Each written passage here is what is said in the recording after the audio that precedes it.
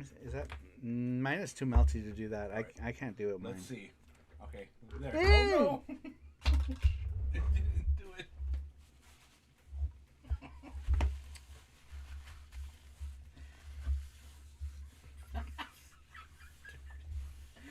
Jesse won this one in Japan. It's so you can put all of your. It's actually pretty. It's pretty soft. It is soft. I don't know if it's like a coin purse. I don't imagine you would fit too many coins in here though. I feel like it's not practical. Shetland? Did that say Shetland is approaching? But then they bounced around Asia though. But what's going on? Welcome to PC Engine. I am Saru.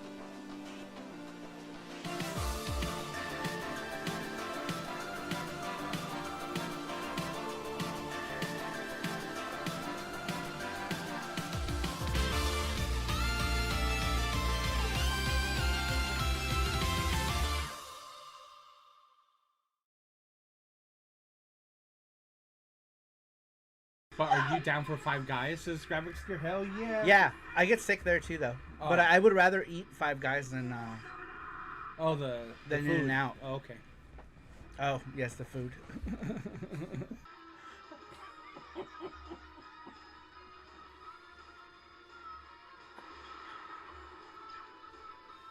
Ah, fuck! I died. The tale of two ninja heroes are called to action. Their mission? To retrieve the sacred Jade Paw before chaos strikes. But can they save the land from the Shadow Kitsune gang? Call the ninja, hear the voices rise. Call the ninja, beneath the scarlet skies. Call the ninja, together side by side. Call the ninja, Pinocchio's pride.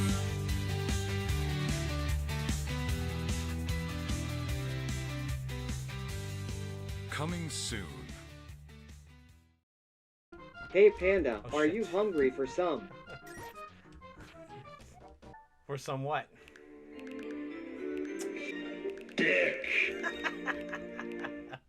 So good.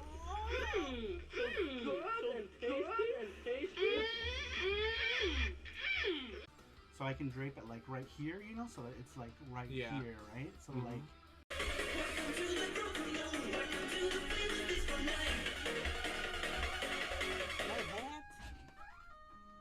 My hat. My hat. Monkey engine, ooh yeah, but this ain't Yuki, no, no, no, no. Monkey engine, ooh yeah, some weird monkey creature thing, whoa.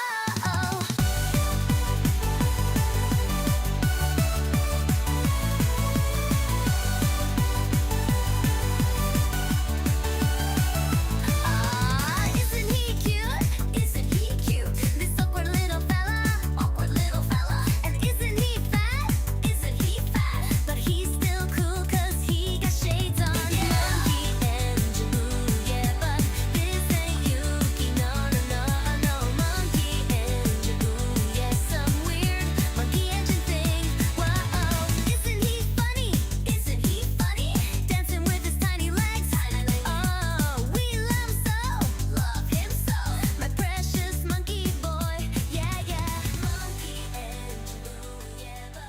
Here's some baby liquor.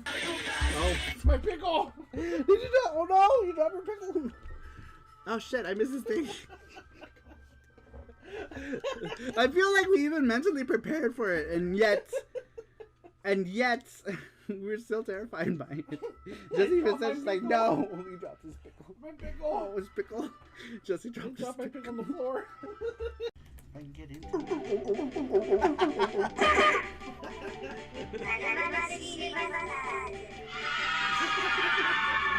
I like how it was like, in stereo. Seals in stereo. Ow! Oh no! I hit my head. Oh, you okay? Crazy Komodo here. Yeah. He's now.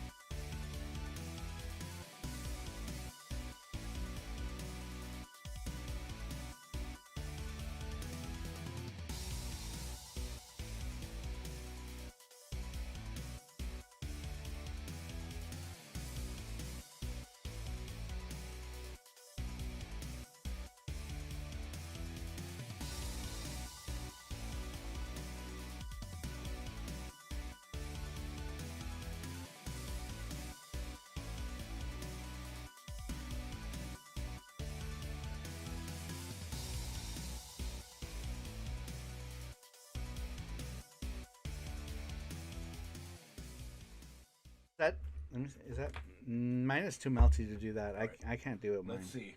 Okay. There. Oh no! It didn't do it.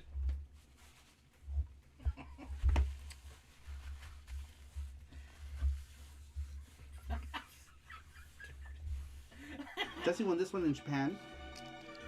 It's so you can put all of your. It's actually pretty. It's pretty soft. It is. I don't know if it's like a coin purse.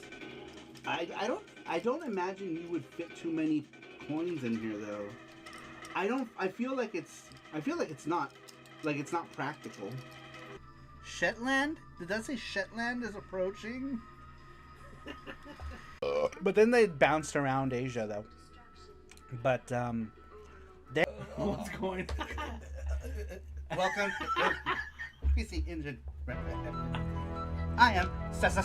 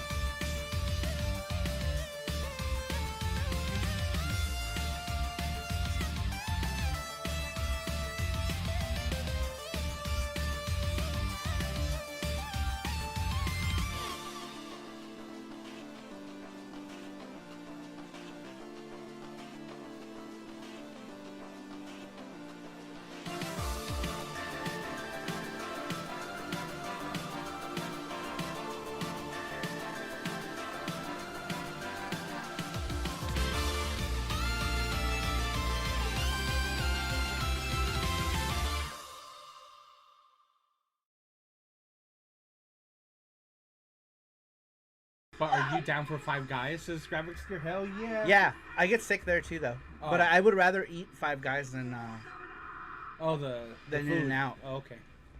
Oh yes, the food.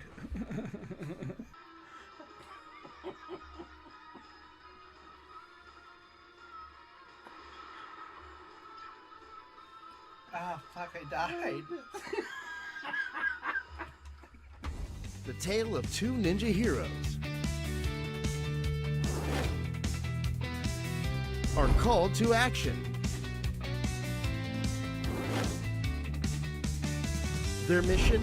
To retrieve the sacred Jade Paw before chaos strikes. But can they save the land from the Shadow Kitsune gang?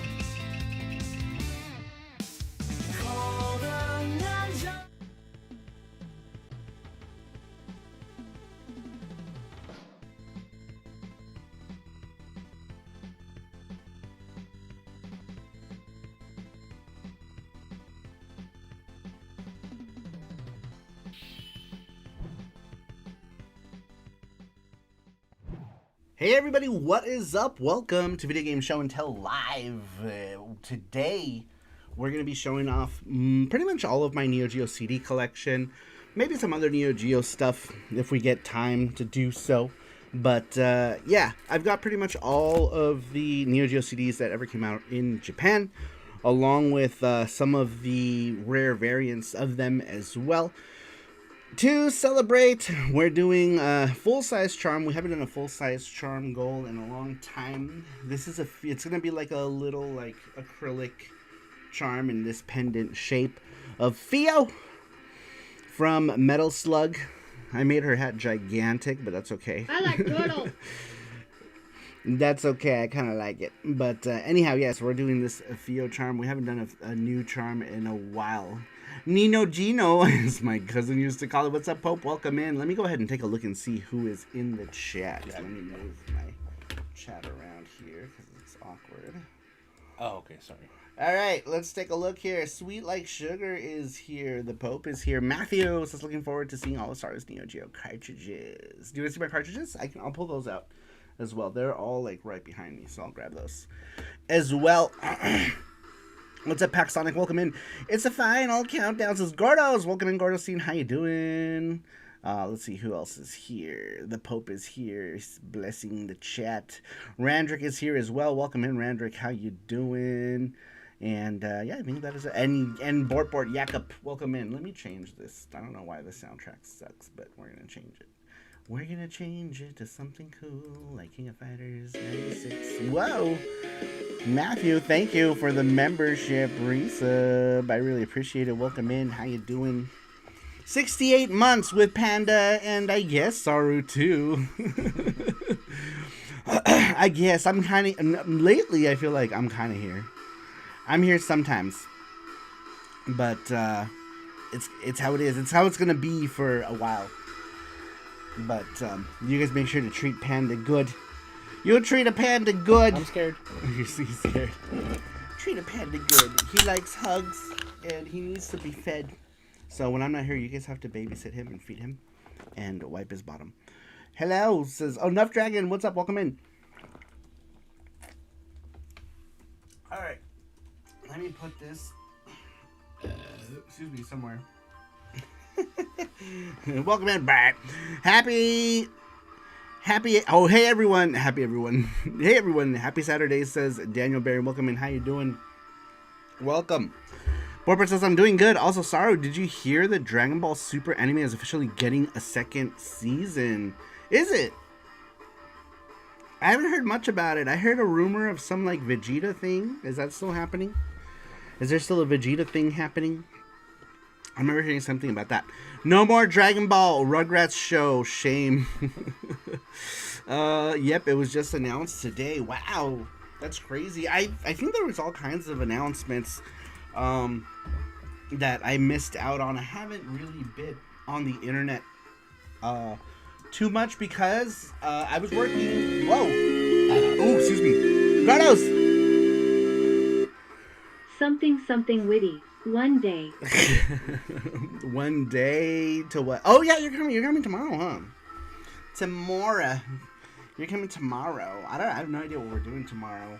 But thank you, Gordos, putting you down for a Theo charm from Metal Slug. I don't remember. We had talked about what charm to do. In the end, I was like, you know what? I'm just gonna do Theo. And then I'm just doing Theo because I like Theo. But there's the other girl too, right?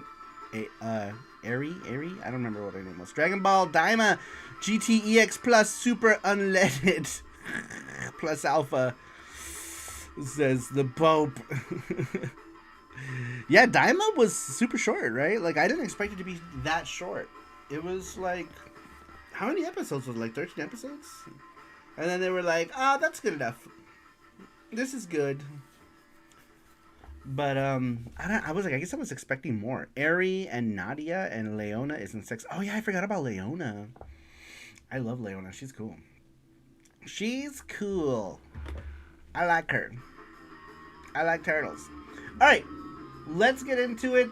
I'm gonna go ahead and start off with my Neo Geo CD collection. I've got all of them, but I mean, like, Some of them are in different conditions. Like, oh, Gordos. Do not take another meeting What is Sorry. that? That's your channel, Oh, really? but it's Oh, because you're not signed in, huh? yeah, I don't know why. That's weird. It I always don't know sends why. me out. That's weird. 5 years. Holy cow, says Gordos. 5 years of Gordos rolling around on the floor. Thank you, Gordos. I appreciate it. Tommy Pickles as Goku, Chucky Finster as Krillin, Stu Pickles as Vegeta, and Angelica as Chi-Chi, and Drew Pickles as Piccolo. Now we're coming to with the Rugrats Dragon Ball universe. All right. Getting into my Neo Geo CD games. 2020 baseball. Can't say too much about it. Played it in the arcade at some point. 80K World. This one is actually kind of cool. This one's got like a little Brocken like shoot 'em up. See how he's like flying around? It's got like a Brocken shoot 'em up. It's kind of cool. There's this what do you call this? Card game with like Hanzo and Fuma. I don't know. Is that the girl from Twinkle Star Sprites? I think. I want to say. Dressed as a nurse or something. I don't know. It's cool. It's kind of cool. It's an interesting little game. There's a quiz thing with 80K stuff. Would be cool to get it like fan translated at some point. Would be a cool little interesting thing. ASO 2. This is a shmuppy-doo on the Neo Geo. This one, the first ASO wasn't Neo Geo. It was like a standard like SNK arcade game. And I guess when they released it for the Neo Geo and Neo Geo CD, blah blah blah, they released a sequel on those consoles. Lou Pickles is Frieza, says Part. I hope everyone affected by the storms are safe and warm. That's true. Yes, there's lots of like snowstorms happening, all kind of stuff going on. And yes, hopefully all those people are safe. Brocken, the Kinnikuman reference everyone thought was a Bison ripoff. Oh, really? Is it a Kinnikuman reference? Interesting. I didn't know that. But I also didn't get why people were saying that he was that it was a Bison ripoff. I guess because like the only thing people knew back then was Street Fighter, and he was dressed like a soldier. Because no one in any popular media back then has ever dressed like a soldier. But I digress. Baseball Stars Professional. I don't really play. Like I said, I don't really play a whole lot of sports game. Here's Baseball Stars 2. The artwork in this game, in the in-game artwork, this is like early Shinkido stuff. If you know Shinkido, he did like almost all the artwork for so many SNK stuff back in the day. Then he went to go work for Capcom, and now I guess he's an independent. Big Tournament Golf, otherwise known as Neo Turf Masters, the single most expensive game in my collection that I paid for. I paid a lot of money for this, and I was very like, man, it hurt to pay, I don't know, what was it, like $450 for a golf game? I was like, ugh. It was like one of the last games I needed in my collection. So I forked out the money, but I was not happy to fork out that amount of money for this game. I felt it was very expensive for a golf game, but what are you going to do? I was trying to go for a full set. It was one of the ones that I was missing. Upsetting. Saru's favorite Neo Geo game on the Gween, says Matthew. Let's see here. You can't even trust trees, says Gordos. Are the trees flying around? They're exploding. Because are they getting hit by lightning? No, because it's so cold that the trees are going. Wow, really? Mm-hmm. That's crazy. I've never heard of that. Metal Slug Golf is the Pope. That would be kind of cool. I would buy that, actually. All right, next up, this fighting game here. This is Breakers for the Neo Geo CD by Visco. This is a pretty cool fighting game. I do enjoy it. There was then a Breakers Revenge that added a couple more characters, rebalanced the gameplay a little, changed the UI, added a couple things. I don't remember what else it added, but Breakers Revenge didn't come out for the Neo Geo CD, unfortunately. We only got to Breakers, but still a really good game nonetheless. Surprising amount of frames for the animation for these characters. This actually got a reprint on the Neo Geo CD as well. This is the original one. But there is a reprint. The original one is, I don't know, like $300 or more nowadays. I'm not sure. I remember paying like $200 for this game. This is one of the last games that I needed, so I was already paying big bucks for these last few games. But can easily be played today. Yeah, it's on a number of things now. There's like the collection for the Nintendo Switch. There's like a Dreamcast one. There's a bunch of them. And like I said, they reprinted Neo Geo CD versions of this one. And I want to say they reprinted AES ones as well, which is kind of crazy. But yeah. All right, next game. This was SNK's answer to Final Fight. This is Burning Fight. This game was nowhere near as good as Final Fight. However, it did have some charm. You are these investigators, you know, working through, you know, the Yakuza-ridden streets of Osaka. And you get to go places like Dotonbori and to Umeda, and it's kind of cool. It's kind of cool seeing the references to those places in this game. But the game itself, it's kind of booty. It's kind of booty, but it's got a charm. I still enjoy it, but not the best. Not the best. I feel like Final Fight is much better. Can easily be played to... no Hagger for Saru to fall in love with. Sad. That's true. There's no Hagger. There's a big guy, but he's not Daddy Hagger. All right. Next one. Voltage Fighter Gaokaiser. This game here, I don't know what to say about it. Like, it's kind of cool. Like, the art style is fantastic. If you're a fan of Masami Obari and the way he likes to do things, then it's a decent game. You've got this girl right here, Shaya, who's basically like Mai Shiranui. I can't hold this steady to save my life. She's basically the cartoon Mai Shiranui. You know what I mean? Like when he drew Mai Shiranui. There we go. When he drew Mai Shiranui for the Fatal Fury OVAs, that same design got reused for this. And he called her Shaya. But interesting character designs. Anyway, there is an anime. The anime is weird.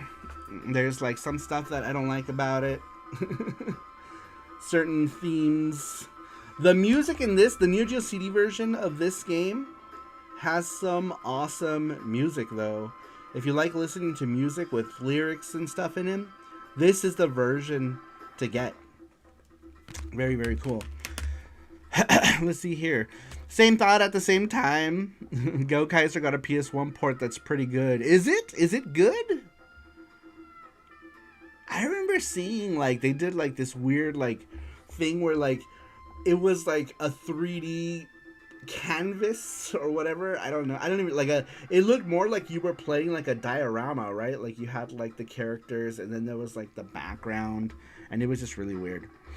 The game was made to sell the anime. Oh, was it? See, I didn't know that. I thought it was just something that like Technos and them got together and then they were like, oh, I guess we can make an anime. I wonder if it worked.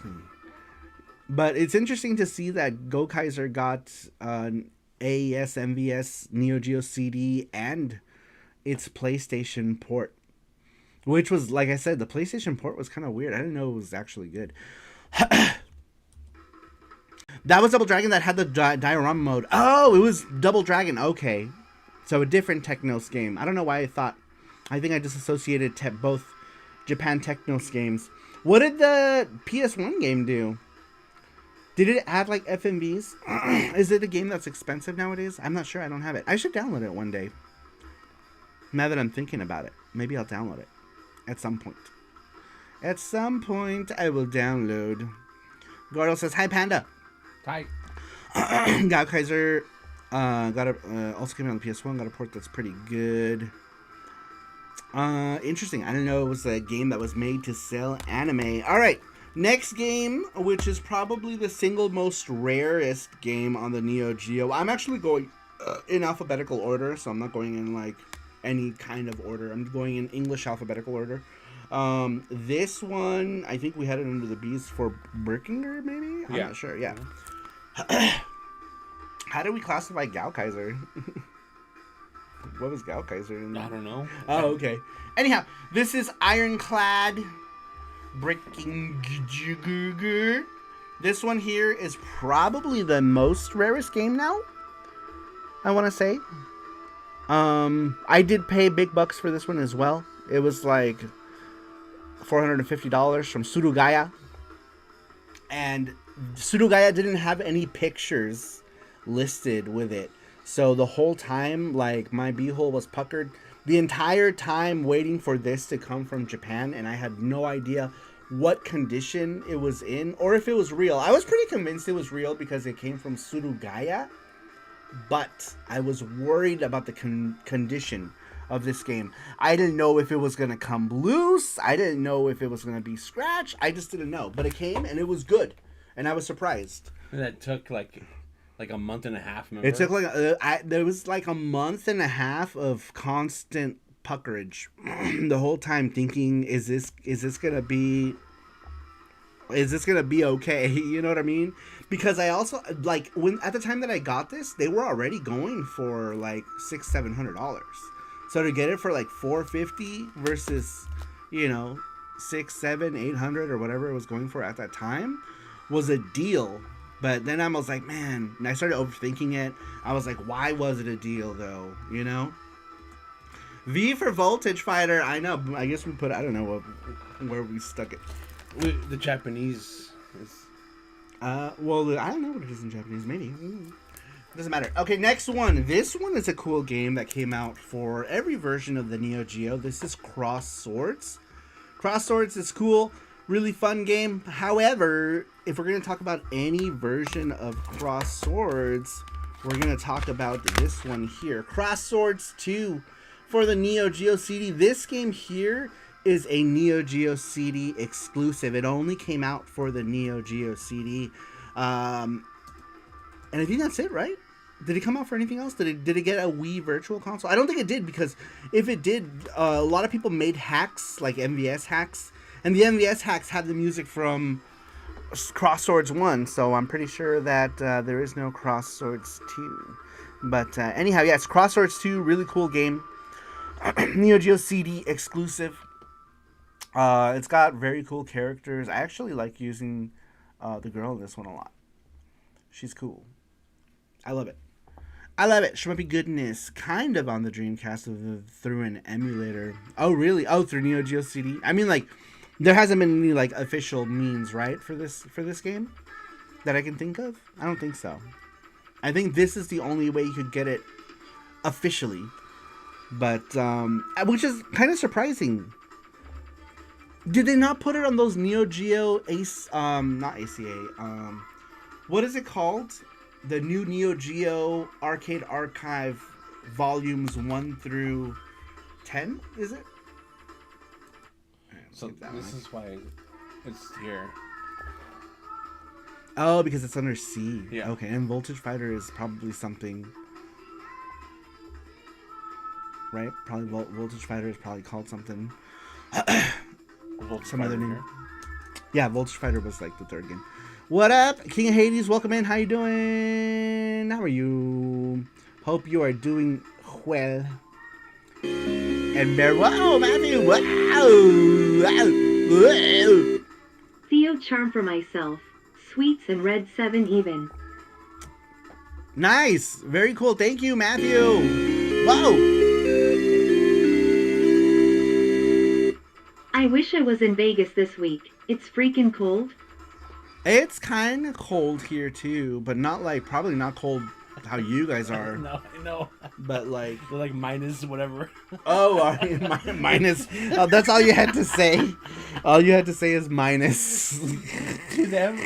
Just make sure you can swim in a pool here. That's like, true, yeah, and be like, it's so warm. It's so warm. It's like 38 degrees. I'm like, oh my god, it's so cold. It's minus whatever. That's all you had to say. It's minus something.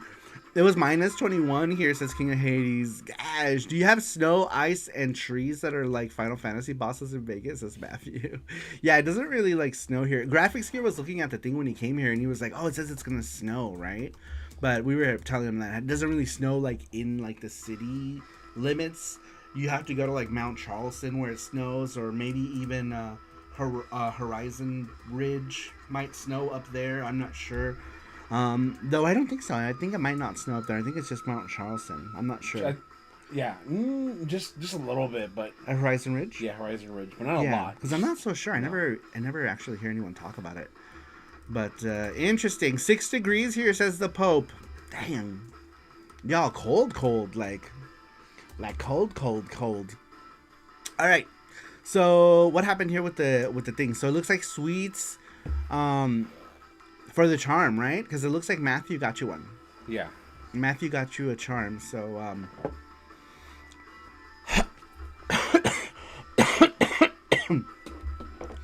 all right. Excuse me. Moving on, you guys. Sorry. Earlier today I was barfing. I was totally barfing, and then I was doing videos. So, like, some of the videos I'm going to sound weird in because, like, I was not feeling well today. But I have videos coming. This dying channel's got some videos coming up, so stay tuned for those. Thank you for those of you who still watch stuff on this channel. SaruCon for all the Saru crew who moved next door to Saru and Panda. I mean, Game On Expo is kind of like mini SaruCon, sort of, right? Like, a lot of people know each other from the Saru crew, meet up there. Unofficial mini SaruCon at my table. There's the SaruCon. Cool. SaruCon is happening at my table at the Nyanja with the Nyanja stuff. All right, moving on. Where did we get to? We're Crossroads 2. All right. This one is a game that I played tons of in the arcade, even though the game is nowhere near as good gameplay-wise as something like Contra. Contra played way better. This was Cyberlip, the run-and-gun arcade shooty-runny thing from... who made this? Was it SNK? Yes. I think. Yeah, SNK. Run and gun. The game is not as good. I really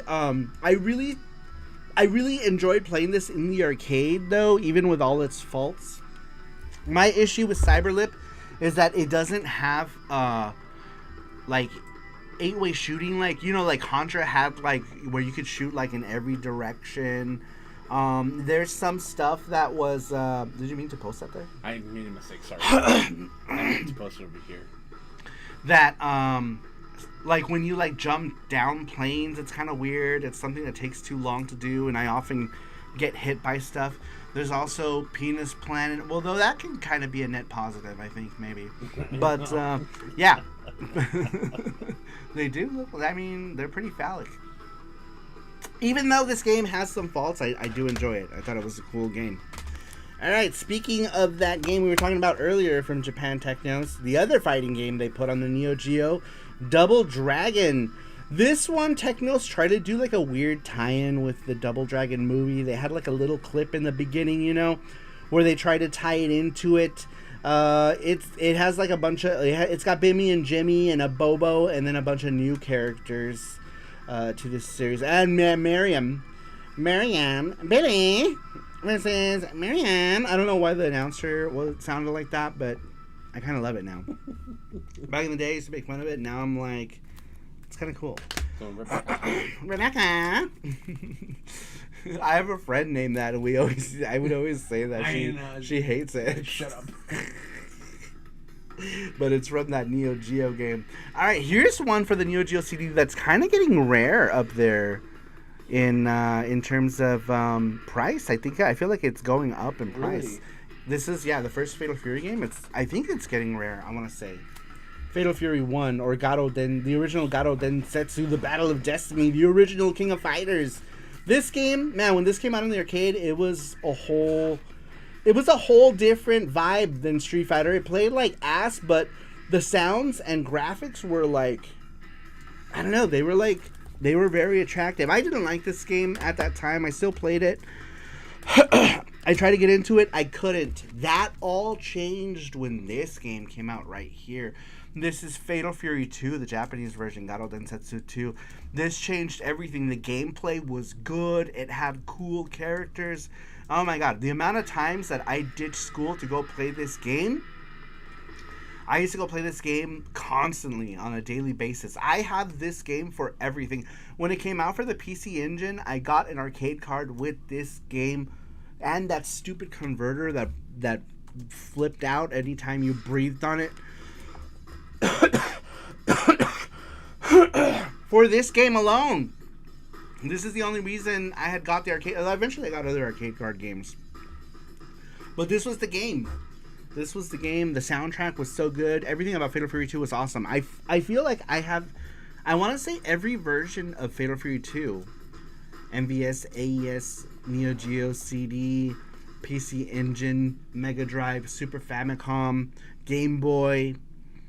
There might be a version I'm missing. Maybe there's like a PC version. Well, did this game come out on PC? It probably did.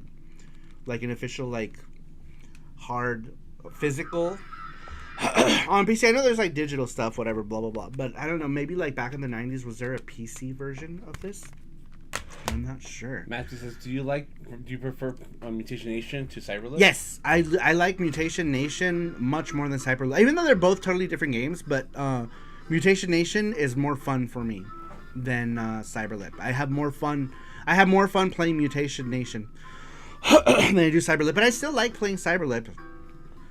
It's just after a while, like, it gets old. Like, we beat that game, I think, on stream a couple times. But it does get old. Nerd Strategy says, smash that like button. You shut up. Welcome in. What's up, nerd? How you doing? Did you just get off work? The wolves, they're hungry, says the Pope. Them hungry wolves. What do you guys think about the new Fatal Fury ads that are coming out?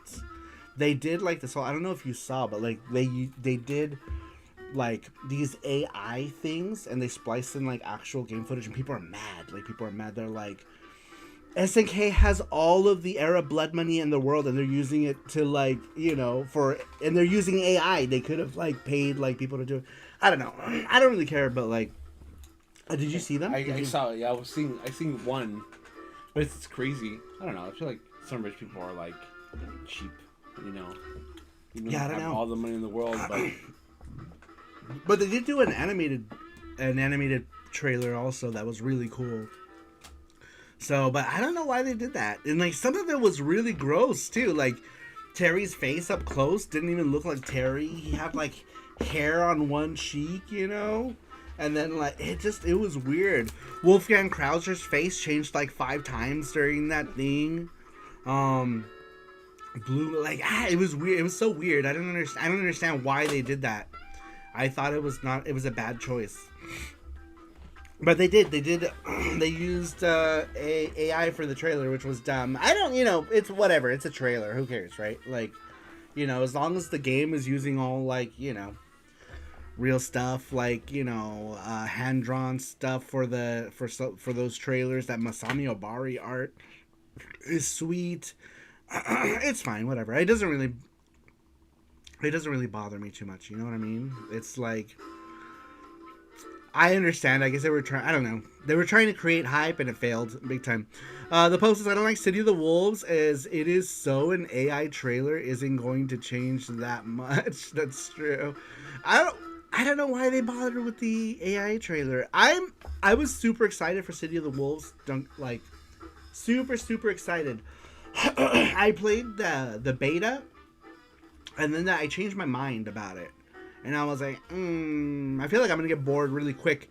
So I decided that I'm going to wait until they release all the characters. And once they release a version of City of the Wolves that's like nice, neat package with all of the characters, I will buy it. I'll buy that version of it with all the characters physically on something. I don't know, PS5 or whatever. Nerd says, had a small shift. I'm playing Metal Gear Solid 4 at the moment. Never played it before. It's fun. I had a 360 at the time it came out, so it's my first time playing it. Oh, okay. You were a 360 guy back then, huh? Are you still a big 360 guy? But Matthew says, I want Kenshiro to defeat all of the Fatal Fury characters, and he says, you are already dead. Omae wa mou shindeiru. Is that really what's happening? Are they putting in Kenshiro in it? It kind of seemed like it, right? What do you know about that, Pope? Do you know anything about that? About whatchamacallit? City of the Wolves possibly having Kenshiro in it. Sounds kind of crazy. City of the Chip. City of the Chip. A hungry Chip. The trailer looked like Kenshiro would be in it. That's kind of what that's what I felt, right? Because there was like the two children, and it was very Fist of the North Star. But be a crazy collab if they did. It'd be a crazy collab. I haven't heard anything in concrete about Kenshiro, says the Pope. Yeah, I'm hoping there's some news about it soon. I am very curious. But anyhow, speaking of more Fatal Fury, let's jump to Fatal Fury Special. Fatal Fury Special, also really good game. Added a bunch of characters, Tung Fu, playable bosses, Duck King. This came out for Sega CD in the US, came out for PC Engine in Japan, which I like. This is Gato Densetsu Special, you guys. Now we're in an ASMR channel. And then, Gato Densetsu Road to the Final Victory. This is Fatal Fury 3. This one introduced the Blue Mary. It's the one where Geese Howard dies for reals. Even though Geese Howard never dies. Supposedly he dies, and then he's always back somehow in some way or another as a ghost or as a fairy or whatever other reason they have to bring him back. He's like a plant. I'm not sure. But still an interesting game that I feel a lot of people didn't get into or didn't give a whole lot of credit back when it was out. Let's see here. Not really, since I have a 360s break on me for various reasons. Fixed one and then got the Ring of Death. Dang, that's crazy. I had a 360. We have a 360 now, right? That black one. Yeah. And it's still working as far as I know. My first OG white one from 2000 whenever apparently still works, but I also think it depends on how much you play it too. Since I didn't play the Xbox 360 that much, that's probably why it's still alive. The PlayStation 3 is another story. That died, but I also did play the PlayStation 3 a lot. Geese DLC in City of the Wolves, even though he's on disc. Oh, really? Like for the physical one, he's on it, and then they locked him behind a paywall.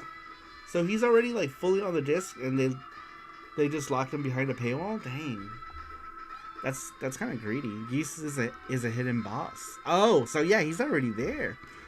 I'm guessing maybe the DLC makes him a normal character, right? So maybe they put him in the game, and maybe that they're just doing a DLC as a patch to make him a regular character with balances and stuff. Maybe, I don't know. On disc DLC, Tekken vs Street Fighter did that, says Matthew. Yeah, they did. That's right. They did do that. They put everything on the disc and then hid it behind a paywall, which is crazy. Matthew says, remember the trailer when Terry was on the motorcycle doing bad acts and Saru did a video about it? Love that video, Saru. Says Matthew. What is up with that? Terry is on the motorcycle and he's slapping all these girls' asses. Kula included, which is gross, right? Because Kula's 15. It's ew, what the hell, Terry? But yeah, that wasn't a move on SNK's part. That was the Chinese mobile company that was putting it together that did it. It's kind of funny though. It's hilarious. Season 2 of City of the Wolves is $20, so it's not that bad, says the Pope. Is every season going to be $20? How many seasons are there? Are there going to be 3 of them total? Because if it's 3, how much is the base game? Base game $59, then $20, then $20. So $100 for everything? Is that what it would come up to? I would wait. I'll probably wait until the base game drops then, and then maybe get it on Steam and do all that, and then eventually when they do a physical with everything on it, I'll pick it up later.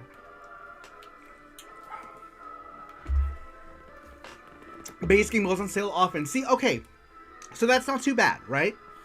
So say base game goes on sale for what, 30-40 bucks? Then you're looking at getting the season 2 pass. Now it's 60 bucks, and then if they do another one, then it's 80 bucks. Which is not too bad, considering games nowadays, right off the bat, they're already $80. So not entirely too terrible.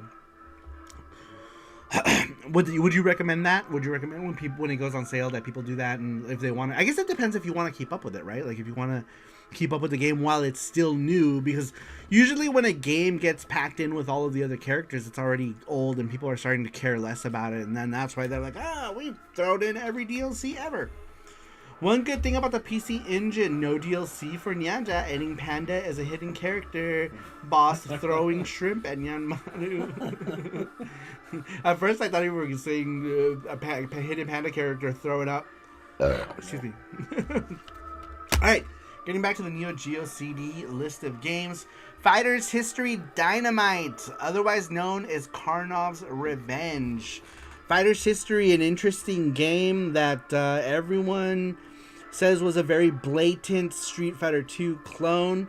If you've seen that video of the lawsuit between Capcom and versus Data East, and they have like litigation fighter. That's right. Yeah, they have that whole thing about how Fighters History Dynamite is different, and the girl, right? They have like this girl speaking about it, and she's like, Chun-Li is a dirty whore. However, our Fei Ling is a refined character, and nothing like that street hussy Chun-Li, or something like that.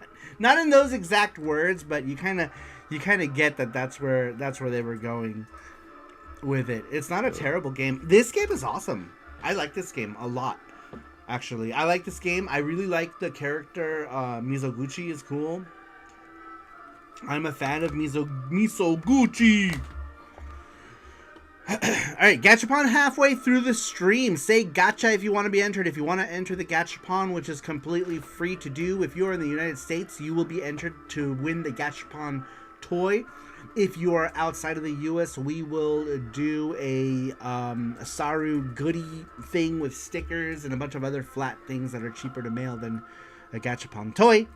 So let us know if you want to be part of the gacha, and we will enter you. If your name gets pulled, you get to pick a number between 1 through 4. The corresponding number is your prize. So if you want to be part of it, say gacha.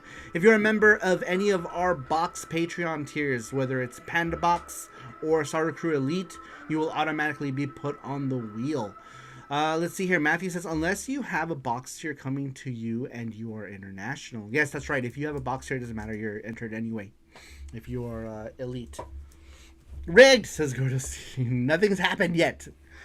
Nothing's happened yet. Ooh, speaking of, what is this thing called? It's called like Geese's special soy sauce. Right?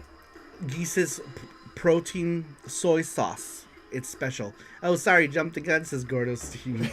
What time are we meeting tomorrow? What do we going to eat tomorrow? Are we doing Zippies tomorrow? Oh, we should do Zippies tomorrow. You want to do Zippies tomorrow?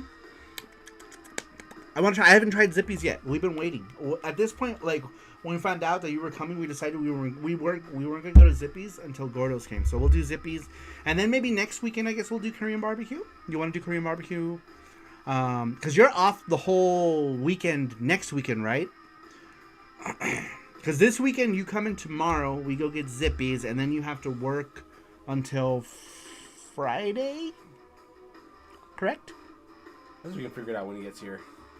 And then next weekend he's off all weekend. Alright, so we were thinking about doing Gen on the strip at Planet Hollywood. So we will do that next weekend, either, I don't know, Friday or Saturday, or whenever. Do you go back home Monday or Sunday next weekend? Either way, I'm thinking next Friday or Saturday we can do Korean barbecue, yeah? Yeah. Or unless you're off, if you're off Friday, maybe even Thursday night. Depends. Yeah, so maybe Thursday night or Friday night. We'll talk about it. We'll decide. Then everyone will hold hands. So good and tasty. All right, next game, Flying Power Disc. It's so funny. I pride myself on being like, pretty decent and at this game, but this is a game that you could also like win by luck. Yeah, you can get the right moves and win, or maybe this was your calling and Jesse, you don't know it. Jesse, the first time Jesse ever played this, he beat me at it. I was like, what? I was flabbergasted because I got like second place at like in a tournament for Windjammers. That's what it's called. It's called Windjammers. And I got like second place in this. And I would have gotten first place if it wasn't for me getting distracted during it. But yeah, I got second place in this. And then me and him played it for the first time, and he kicked my ass. His very first game, he beat me up. Granted, he couldn't repeat it, but still, I was very surprised. Let's see here. Tron says Gordo scene. This is Pong. This is Pong on crack. First game. This game is very cool. I got Windjammers 2. I didn't really like it as much. Any of you guys who got Windjammers, are you guys fans of Windjammers 2? Did you like it? What did you guys think of Windjammers 2? I don't know. I didn't like it as much. I thought I was gonna like it more than I thought I was gonna like it, and then I got it, and I was like, meh. Badly says 2 more Wonder Swans left in Gotcha-kun, and Panda defeated the Raging Champion Saru. I know. He did. But Data East Frisbee Pong says the Pope. Basically Frisbee Pong. Alright, next one, Football Frenzy. This game looks cool. It's got really cool cover art, actually. I think, is this Shinkido art? It kind of looks like Shinkido's art. But I dig it. America! However, I'm terrible at this game, so I can't really talk about it. Cool art, though. I really like it. This game, Galaxy Fight, was, I want to say, I was going to say it was Capcom's first foray into fighting games, but that's not true, because they released, I remember they did something else before this, but this was their first Neo Geo fighting game, was Galaxy Fight, right before they released the amazing Waku Waku 7, and then the other amazing fighting game, Astra Superstars, which is Waku Waku 7 in the air. This one is okay. It's not bad. It's got really interesting character designs. Stages that are like never ending, forever scrolling stages. But it's not bad. It's alright. It's okay. I wish it was better. Reggie loves Windjammers too. I don't know. I couldn't get into it. I'm not sure. I don't know what the general consensus is, though. I never really hear too many people talking about Windjammers 2. But, yeah, I don't know. I don't like it. Maybe it's the aesthetics that I don't like about it. I'm not sure. Alright. Next games. These are Last Blade and Last Blade 2, a.k.a. Gekka no Kenshi, blah, blah, blah, blah, whatever it's called. These games are awesome. I really like them. They're like if Samurai Showdown and King of Fighters mixed in like gameplay. It kind of like how would you explain this? In my opinion, it plays less stiff than Samurai. Like Samurai Showdown plays good, right? And it plays that way for a reason. But I feel like this has looser gameplay than the Samurai Showdown games. A lot of fun. Sad that we only got 2 Last Blades. The Pope says load blade because that's all these versions do. I know. Dude, these versions, the loading is notoriously bad with these. So bad. It's so crazy. It'll load for everything. You boot the game, loading. Title screen, press start, loading. Character select screen, you pick your characters, loading. Then it shows you like a tiny like little 4-second thing of like the battle that you're gonna play next. Then loading. It's like, oh my god. It literally, there's parts where you're literally waiting. Like Last Blade 2 is the worst offender. It's like 2 minutes, 3 minutes. Like what's going on? Like what is going on? You pause loading. Yep, you pause.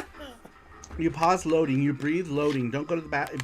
Seriously, bring a cup of coffee. If you're going to microwave food, you can probably get DoorDash and have it here in time for your battle.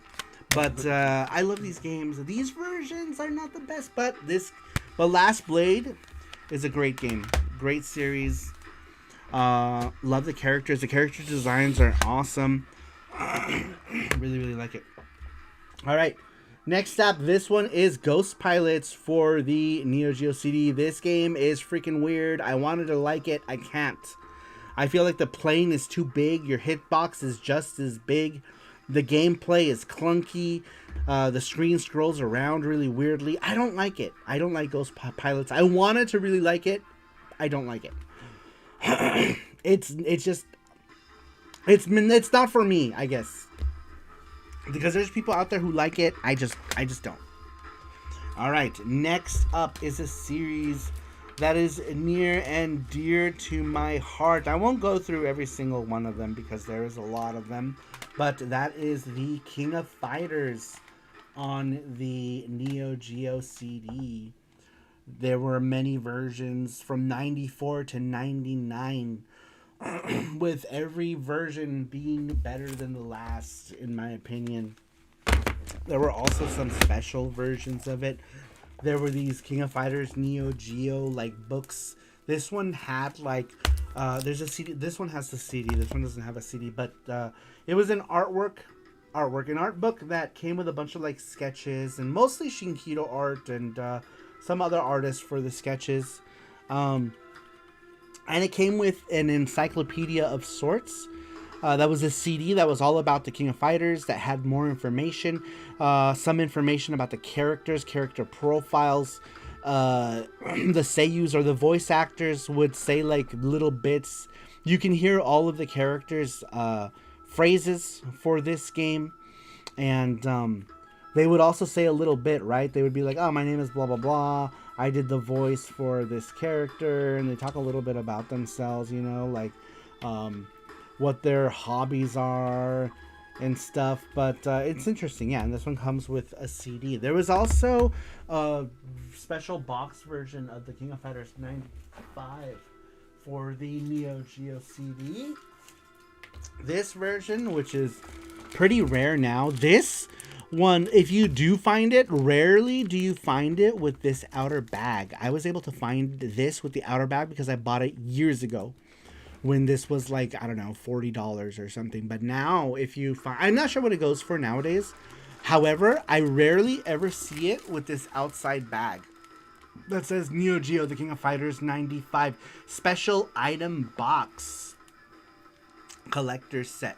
And there's an arrow pointing to his little lapel pin, because this one comes with a little lapel pin of that says Kyo on it. His like school button. That's cool. And it says Kyo, and there's a little metal lapel pin. And a lot of versions, when you find these, don't have that pin either. So it's kind of cool when you do get these and it has that pin in it. It's pretty rad. But that's one of those that's in my collection that is like, man, I'm so glad that I was able to get this when I did. All right, next one is the Art of Fighting series. This one had 3 iterations on the Neo Geo CD. Ryukonoken, Ryukonoken 2, and then the third one, they didn't call it Ryukonoken, they called it Art of Fighting. Ryukonoken Gaiden or something like that, right? Like the side story of Ryukonoken. But in the US, this was just Art of Fighting 1, Art of Fighting 2, and Art of Fighting 3. The Art of Fighting games, Art of Fighting 1 is now getting very expensive. So if you are looking to get this game, I'd probably say get it before it gets even worse, because it's like a $100 game now. It's only going to get more expensive, I feel like. The same thing happened with Fatal Fury 1. Fatal Fury 1 is also very expensive now for the Neo Geo CD. This one, I have the regular disc variant, but it also came in this special box variant. Let's see here. King of Fighters introduced a whole generation of the people to 1970s jazz fusion, says the Pope. That's true. Also, it was the game to start multi-franchises of fighting games together. Who do you think Capcom got that idea from? The King of Fighters, which originally stemmed from Fatal Fury. Fatal Fury Special did it first, and people lost their minds when they added Ryo Sakazaki to Fatal Fury Special as a secret character. People, it totally lost their minds. Let's see. The Pope says PS1 Last Blade is decent and Dreamcast Last Blade is legendary. Yeah, those are great. The Dreamcast one. I don't remember if I played PS1. The Dreamcast one is great. All of the Dreamcast Neo Geo ports are pretty darn good, actually. The Dreamcast was an awesome console to play those ports. The Saturn was a great console to play those ports. I had the King of Fighters collection for the Sega Saturn that had, and I got that when it first came out, was King of Fighters 95 with the RAM cartridge, 96 and 97. And those games played freaking great on the Saturn. I loved them. Then I got all the Neo Geo stuff on the Saturn. I was so like into the Saturn, so deep. I got every Neo Geo thing that came out for the Saturn, I would get it because it was awesome. And I didn't have a Neo Geo CD. I didn't get my Neo Geo CD until the tail end of 1998. For like at the end of 1998, I got my Neo Geo CD.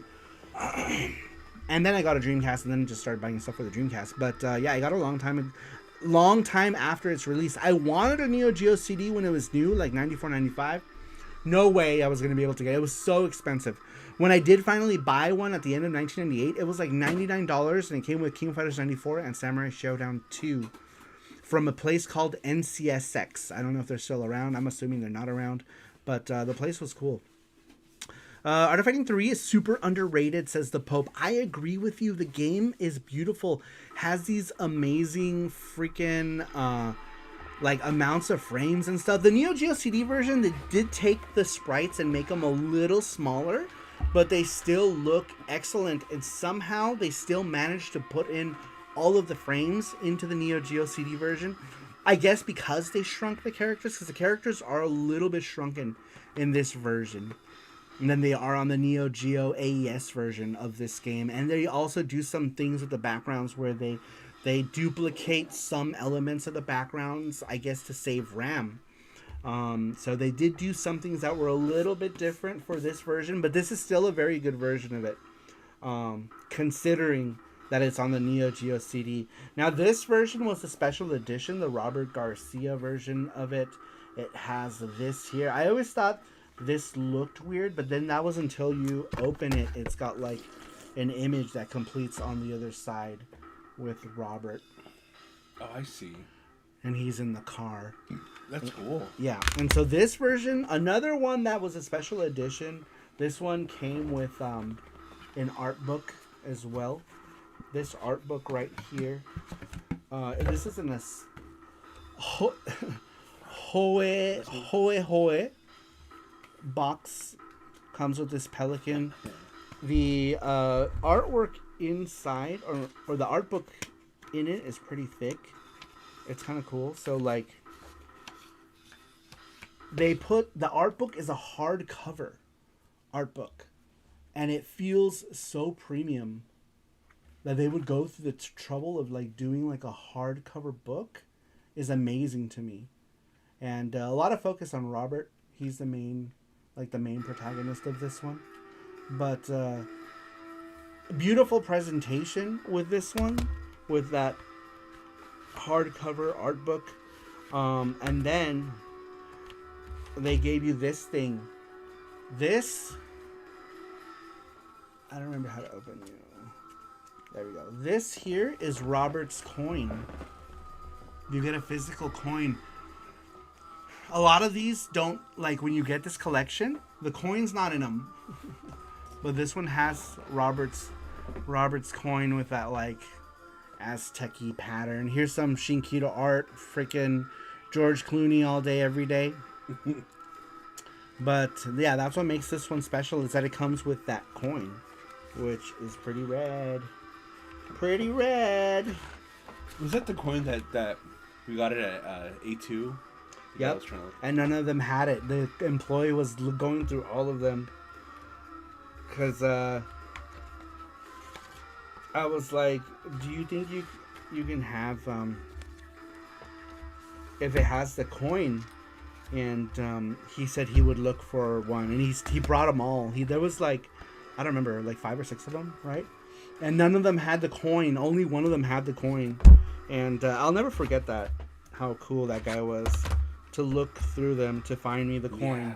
Because I would not have it. Because so many versions don't have the coin when they're being sold online. If you do find it, it's probably an arm and a leg. Alright. Sorry. I'm knocking shit over. Where the hell did that come from? Alright. Let's see here. The Pope says... Go away. Why does this window come? If you have the Wingman SD, you can use USB Neo Geo sticks on the Dreamcast and Saturn. That's pretty cool.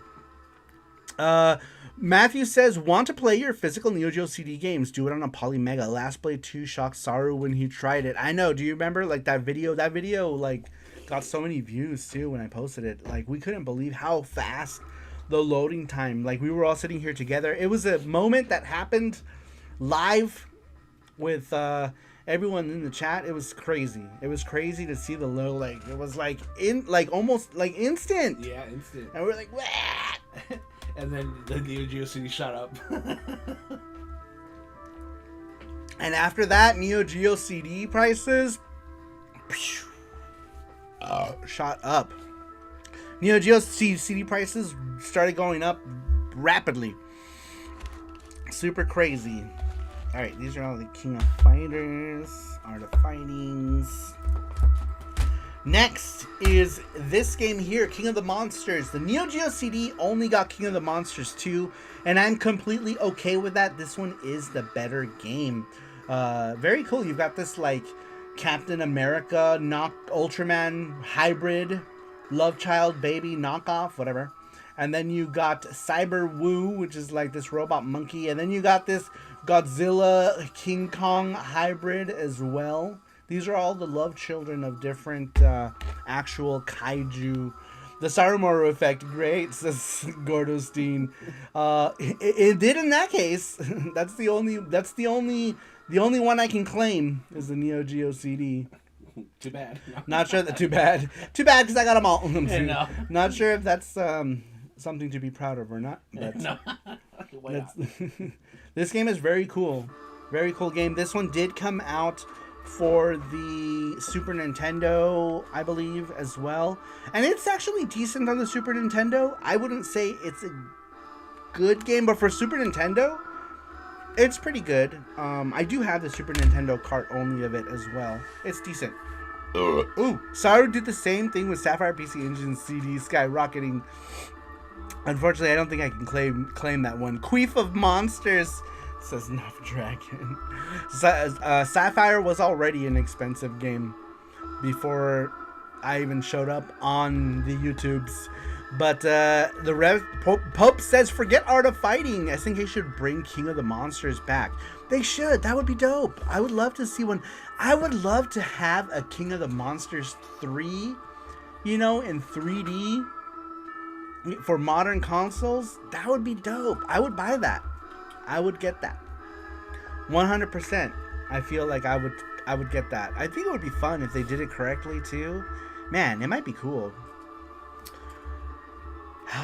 That would be awesome game. All right, next up, this one is Last Resort for the Neo Geo. This one here is one of the earlier shoot 'em ups for the Neo Geo. The first one on the Neo Geo CD. Interesting little tidbit about this one is that when they were making the King of Fighters, they were quickly trying to like, you know, get the game out in that 1994 year deadline that they gave themselves. A lot of the team from this game went to go work on King of Fighters, and so you have a lot of things that take stuff from this game, like the explosions are like the little block things in King of Fighters. The text, all the text you see in Last Blade is reused in the King of Fighters 94. It's just interesting. Even the continue text is like the same. The city that you see, this orange city right here, they use that in the game, and they put that in the background of the King of Fighters 94 in Kyo stage as well, which is like, it's so funny though. It's funny because like it's hard to tell, but yes, they did use a lot of the stuff. Last Resort, we have our type at home. That's true. It pretty much is so much like R-Type, it's not even funny, but yeah, it's an interesting little tidbits for that. Let's see here. All right, moving on. Next one is League Bowling. I actually played a good number of League Bowling in the arcade. This game is super fun with very like comical characters. I love the cartoon art style of this one. This was a lot of fun. This one was also one of those games on Neo Geo AES that lets you hook up multiple Neo Geos together. If you had the link cable and multiple Neo Geos with multiple TV sets, you can hook Neo Geos together with this. And I think you could do that with Riding Hero. I don't remember how many games supported it, but this was a very fun bowling game. I remember playing this specifically at the bowling alley that was in the Yaohan Plaza arcade in Little Tokyo in Los Angeles, I would play this game. I would play a lot of Buster Bros, and I would play a lot of World Heroes there, I remember. It was a cool arcade. I miss old Little Tokyo from the 90s. It was a magical place, and probably the reason why I became so obsessed with, like, Japanese stuff, really, like, was Little Tokyo. It was awesome. Best bowling game ever. It's Graphics Gear. Graphics Gear, welcome in. He says, howdy, y'all. How you doing, Graphics Gear? What are you up to? Gear? What is Graphics Gear doing? Did you go eat any yummy things? Did you go eat any yummy things while you were here? Or if you're still here. But, yeah, that game is awesome. Welcome in, Graphics Gear. It's here till Sunday. Oh, okay. All right, moving on to one of my favorite games. Puzzle games. This is one of my favorite puzzle games out there. This is Magical Drop 2. I never played the original Magical Drop back in the day. This was my first experience with this series. Because back then, like, I never saw an arcade that actually had an original Magical Drop. When Magical Drop 2 came out, they put it on the Neo Geo, but the first one was an arcade game, and I guess they called it something like, what was the first one called? Something Connection? Oh, I don't remember what it's called, but either way, I never played the first one. This was my first Magical Drop. Then when I did play the first one, I was like, ugh, this one kind of sucks. You know what I mean? But it was the first one. I imagine that if I had started with part 1, that would have been awesome. But this was during the time when I was ditching the arcade to go play Fatal Fury and other things. I would play Magical Drop. Absolutely love this game. Magical Drop 3, amazing. Magical Drop F, it's still pretty good. Everything after Magical Drop F or 4th or whatever you want to call that one, not so great, kind of bad. Everything turned into like flash game graphics, and I was like, it all sucks. I don't like any of it. But this and 3, I feel like Magical Drop 3 is where the series peaked, in my opinion. Graphics Gear says I went to Bagel Mania. Yum. Magical Drop 6 has been out. I forgot I even had it until you showed this. Yeah, and it looks kind of weird. What is Bagel Mania? I'm deciding on some late night nom, says Graphics Gear. Nice. What are you gonna go get? What you gonna go get? It's like a... Go get Korean barbecue. You know where you can still get Korean barbecue at this time? Top Korean barbecue. Get yourself a whole pig. Delicious. They do like a honey. Oh man. They do this honey pork belly thing that's so good. I was thinking maybe Jerry's Nugget. Ooh, don't get shot. I know. Don't get shot. Seriously, like that isn't like, I won't even go there during the day. We went there once because we had a friend who worked there, and we went there one time during the day, and I was like, oh my god. Do you remember what happened? When we were there? Yeah, remember? It was funny. We got off and you were telling me, oh, this place is like, it's a bad area. And I'm like, yeah. And I'm like, it looks nice. We got out of the car and some person was peeing right in the middle of the street. Oh, you're right. What the fuck? I was like, I told you. I got out of the car and this person's like peeing. I'm like, okay. We went there, yeah, because what's her name worked there? Do you remember? Yeah. And we went there and I'm like, man, this is a bad area. And Jesse was like, oh, it looks okay, or something like that. You said something along those lines. Oh, it doesn't look too bad. The second we step out of the car, a guy is peeing in the middle of the street, mind you. He's not like behind a building in an alley. He is out where everyone can see him in the middle of the day. You can see everything. With his stuff out, relieving himself. And I was like, told you. Worth it. The food was good. But $9 steak and eggs with extra lead, worth it?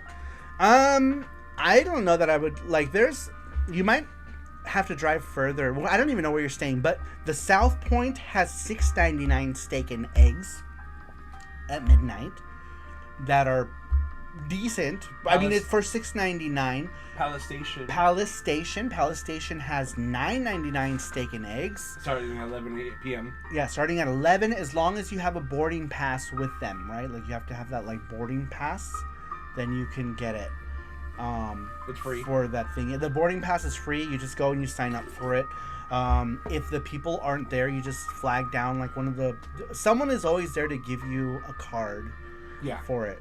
So yeah, as long as you have a boarding pass, it's $9.99 after 11 for steak and eggs, and then they have like $4.99 ham and eggs and hash browns, and it's like hash browns, toast, pancakes, pancakes for $2.99 pancakes. South Point has $3.99 biscuits and gravy that are super good.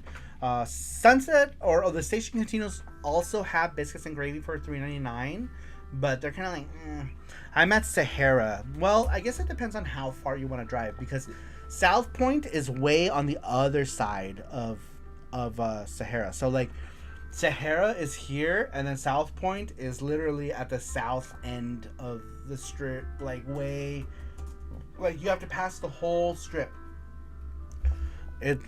So I don't know. It might be too far to drive for that far. Let's see here. Palace Station is just across the freeway. Maybe I'll do that. Oh yeah, you can go to Palace Station. All the stations do the same deal, where it's either after midnight or after 11 p.m. And yeah, steak and eggs is $9.99. Pancakes, you get pancakes for $3.99, and like we have the brass fork.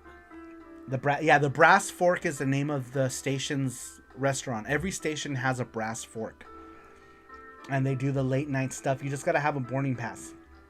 So go there, find someone to give you a boarding pass, and go get some That's the link to it if you want to check it out. $10 steak and eggs. There it is. Jesse just linked it. We're looking at it right now. Yeah.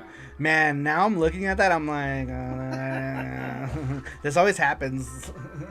Somebody will mention something and then be like, we're gonna have to go get it, because we live next to Sunset Station. So for us, it's like, it's so close to just hop on over and get some pancakes. All right, let's get back to our show, you guys. Back to video game Schlobben Knob. Schlobben Knob Lob.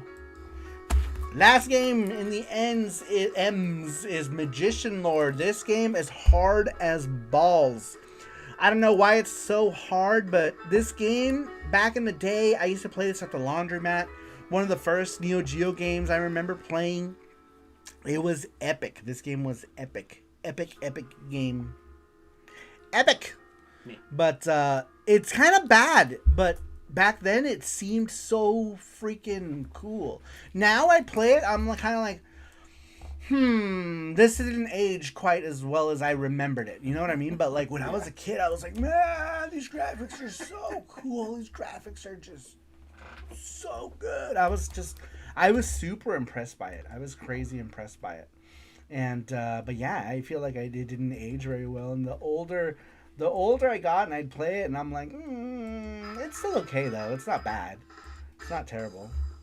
But I do feel like it didn't age as well as I thought. Cutscenes exclusives to the Neo Geo CD. Yes, and the difficulty curve is actually friendlier on this version than it is on other ones, because you get like checkpoints in this one, which is something you don't get in any of the other versions. So if you're going to play any version, this one is probably the easiest one of the bunch, I want to say, to play. It's probably the easier of the Magician Lords. My Magician Lord. I'm trying to put this in the center. I'm being OCD about this. Alright. Next one. This one was an exclusive for Neo Geo, but this game did get ported later on to other stuff. But this one is Aidoru Mahjong Final Romance. I almost read that as, it almost looked like anal romance. Final Romance is one of those like anime Mahjong games that you just, you saw everywhere. Sushi Pie, all those, those kind of things. Malard, says Gordos. And this is one of those games, if you know what I mean. Explain. It's one of those games, those kind of games. But yes, just looking at the back of this, you can see where this is going, right? Like you can tell she's not wearing a top. She's not wearing a top. And then like stuff happens.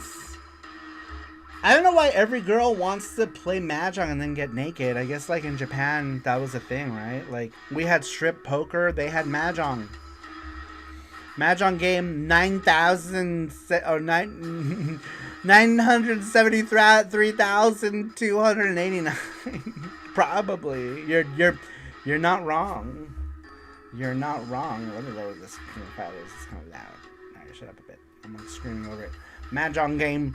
An official tech demo of Magician Lord for the Super Nintendo Entertainment Center was released in 2023. An official tech demo. Did you see that Magician Lord was originally planned to have a sequel for the Neo Geo Pocket, actually named Magician Lord 2? It never came to fruition, probably because the Neo Geo was already dying and 80K was already long gone at that point, and SNK was kind of like holding the reins for a while, and then Aruze came and said, yeah, we'll help you out, and then they were like, no, just kidding, we're gonna close everything and make nothing but pachinko games. And they did. And then SNK fought back and won. It was a lot of back and forth, my lord. Boobies and Mahjong. That's the it's the winning formula. It was the winning formula for games. I think it might still be, actually.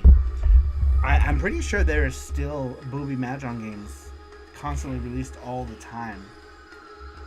Huh? I'm just sorry. Oh, we should ask that question, huh? The question? So those are the ones we want?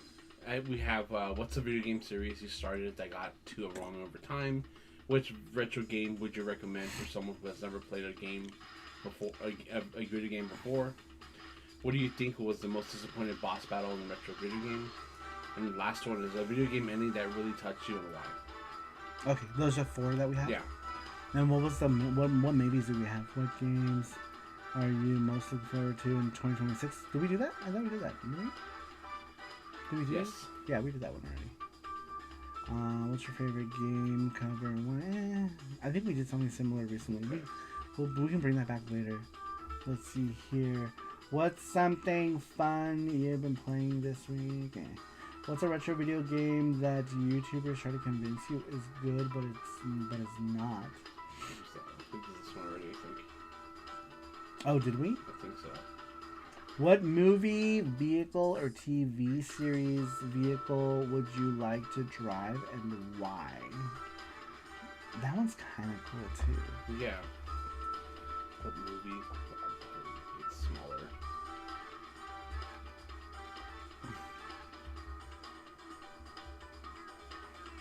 Yeah, that one might be cool. That one might be cool. Let's see here. Didn't former SNK employees start Playmore, but bought back all of their properties, then bought SNK name and called them SNK Playmore, and then dropped the Playmore? Yes. But the reason they were able to do that is because they won a lawsuit versus Aruze, because Aruze was making pachinko games without the rights of the intellectual properties themselves.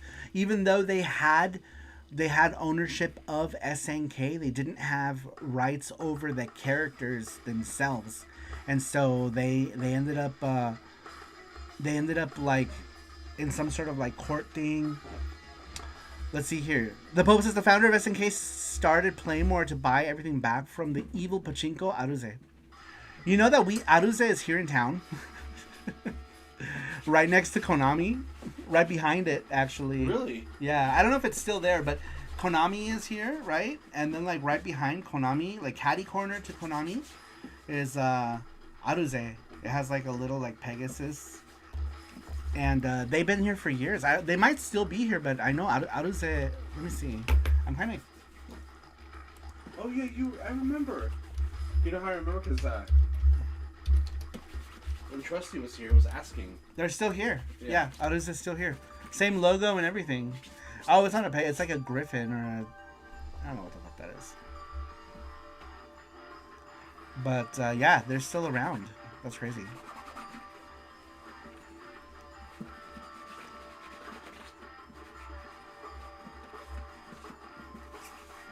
Oh, look, they make this Buddha one. I've seen this one. Oh, yeah. Oh, and they make those panda games. Oh, they make a lot of the things that we know. I want to try the panda game one. Wow, they make a lot. Holy crap. Yeah, they do a bunch of them. How funny. Matthew Saru, with you destroyed SNK signs protesting Aruze. Bring back Terry Bugger, bring back Michael Louis. I have one of the Game Room Classics Playmore SNK mini arcades. It has a real CRT. Came with King of the Monsters, bowling, etc. Game Room Classics? I'm not sure. Was that an aftermarket thing? Does anyone remember when Neo Geo had those little tiny MVS ones that they used to have? I remember seeing one at the Luxor, and I was like, oh, it's a little baby, little tiny. It was like a little tiny. It kind of looks like what arcade one-ups look like now, but they had like a little baby one. I was like, oh, that's cute. Christmas theme one, Saru? No, these were They were real cabinets. This was back when Neo Geo was still around. Matthew says, got any of the SNK Neo Geo mini arcade machines, Saru? Oh no, I don't. I don't have. The only one I have is the original Neo Geo Mini, and I hated it. I bought one of those, and I even waited for it to go on sale. I got it, I opened it, and I hated it. I thought it felt like crap. Yes, this guy. I bought one of these guys. And I was like, ugh, gross. Ugh. It doesn't even feel like anything's in here. I know, it feels so light. I was like, oh, it's not in here. And then I looked it inside. I was like, whoa. You know what the best part about this is? This case. This is the best part about it. I like this case. But the actual mini itself is gross. Oh man, I should have just bought another one for the case. Yeah. Because you can take this whole foam out and just use this case. I don't know what I'd put in it, but it's kind of cool. It's kind of cool. I like it. The case is cool. Everything else is trash. Everything else can go in the trash. Let's see here. The Christmas theme ones. It was a decent CRT in those cabs too, says the Pope. Yeah, they looked cool, and they looked extra sharp because they were smaller too. It's so funny because I have only ever seen them in two places. The Luxor had one, and then some random bowling alley had one of those little ones. So I don't know if they were going for an affordability factor with those or what. Let's see here. What's up, Magnus? How you doing? Welcome in. It says there's one at our Draftcade, a mini Neo Geo cabinet. Oh, from the old days, those little baby ones. And I think they had. What did they have? Just one game, right? They would be the one slot ones, and that's it. Scruffy, welcome in. It says what an awesome case, right? Isn't that case cool, dude? The case is awesome. Too bad the Neo Geo Minis is ass. Absolute ass. All right, moving on. No, not this one. It's over here. Next one. Is it this one? Hold on. Did you pull it out of that one? It was on this side. Oh, okay. I'm sorry about that. It's okay. I apologize. I'm sorry. I'm like, what are you telling me to do? I'm so sorry. What up, Mr. Maru, says Famicom. Famicom, welcome in. How you doing? There's one at our Draftcade, a mini Neo Geo cart. Man, or a mini Neo Geo cabinet. The Neo Geo arcade stick can be hacked to run Final Burn Neo. That's kind of cool. I feel like they're kind of expensive still, right? Don't people last time I saw one, it was $100. I'm like, I wouldn't pay $100 for that. But I don't know, maybe. How was your pizzas yesterday? They were good. We got one deep dish, one thin crust, some weird fried chicken thing that I did not like at all. But and what else did we get? And then we got the Parmesan bread things, which I prefer the garlic ones over the Parmesan ones, but I mean that's fine. I got my Sylvia today, so now I can be cool like you, says Famicom. Nice. What's the condition like? Did you open it up? Did you sniff it? Did you put it on your forehead? You're like, it's all I ever wanted in the world. But all you need is Sapphire Family. Yeah, and Koryun. And Koryun. Then you'll be cool. Then you'll be cool. Then you'll be cool. But that's awesome. Dude, Sylphia is one of my absolute faves. Love Sylphia. It's such a great game. Honestly, it's so good. So good. I want to make a new Sylphia charm. New Sylphia charm. All right, here we go. Next one is Mahjong Retsuden, I think this is called. I'm trying to see if there's Furigana. I think it's Mahjong Retsuden. Something Japan something. Anyway, this is another Mahjong. Oh, not Mahjong. Is this Mahjong? Yeah, this is another Mahjong game. It looks gross, but whatever. It's Mahjong. All right. Next games is Awesomeness Metal Slug. Though, truth be told, Metal Slug 2 kind of runs a little bit like Booty. But I think the original Metal Slug 2 ran like Booty too. Did it not? Even Metal Slug 1 has kind of a hard time. So these don't run as good as their AES counterparts. However, I'm still happy to have them. Look at this artwork. This is Masamune Shiro artwork right here. And then this one, of course, we got all of our beloveds here. Is that? I can't tell. I can't see. I'm blind. Yes, that is Fio. That is Fio right here. You can't see it because it's blurred. There it is. That's today's charm. That's today's charm, which has been funded. Thank you guys again. If you guys do want the charm, you can still get it. I've rarely been putting stuff on the store anymore because, like, there hasn't really, like, we haven't been making charms in larger quantities anymore. We're making them in much smaller quantities. So basically, if we have any left, they will go on the store, but rarely do they go on the store now. I never knew that was Masamune Shiro. Yeah, Masamune Shiro did a lot of artwork. He did the artwork for, like, that game, the Lords of Thunder, Winds of Thunder for the PC Engine. He did a couple PC Engine ones. He did Eternal City on the PC Engine. Let's see here. Do you still run the Ko-fi, or is it abandoned? Oh, I haven't logged into my Ko-fi in so long because I never got any donations on it. I got like 2 donations on it ever. So, yeah, I haven't logged into it in a long time. Did he do Shubibin Man? No, actually, I'm not sure who did the artwork for Shubibin Man.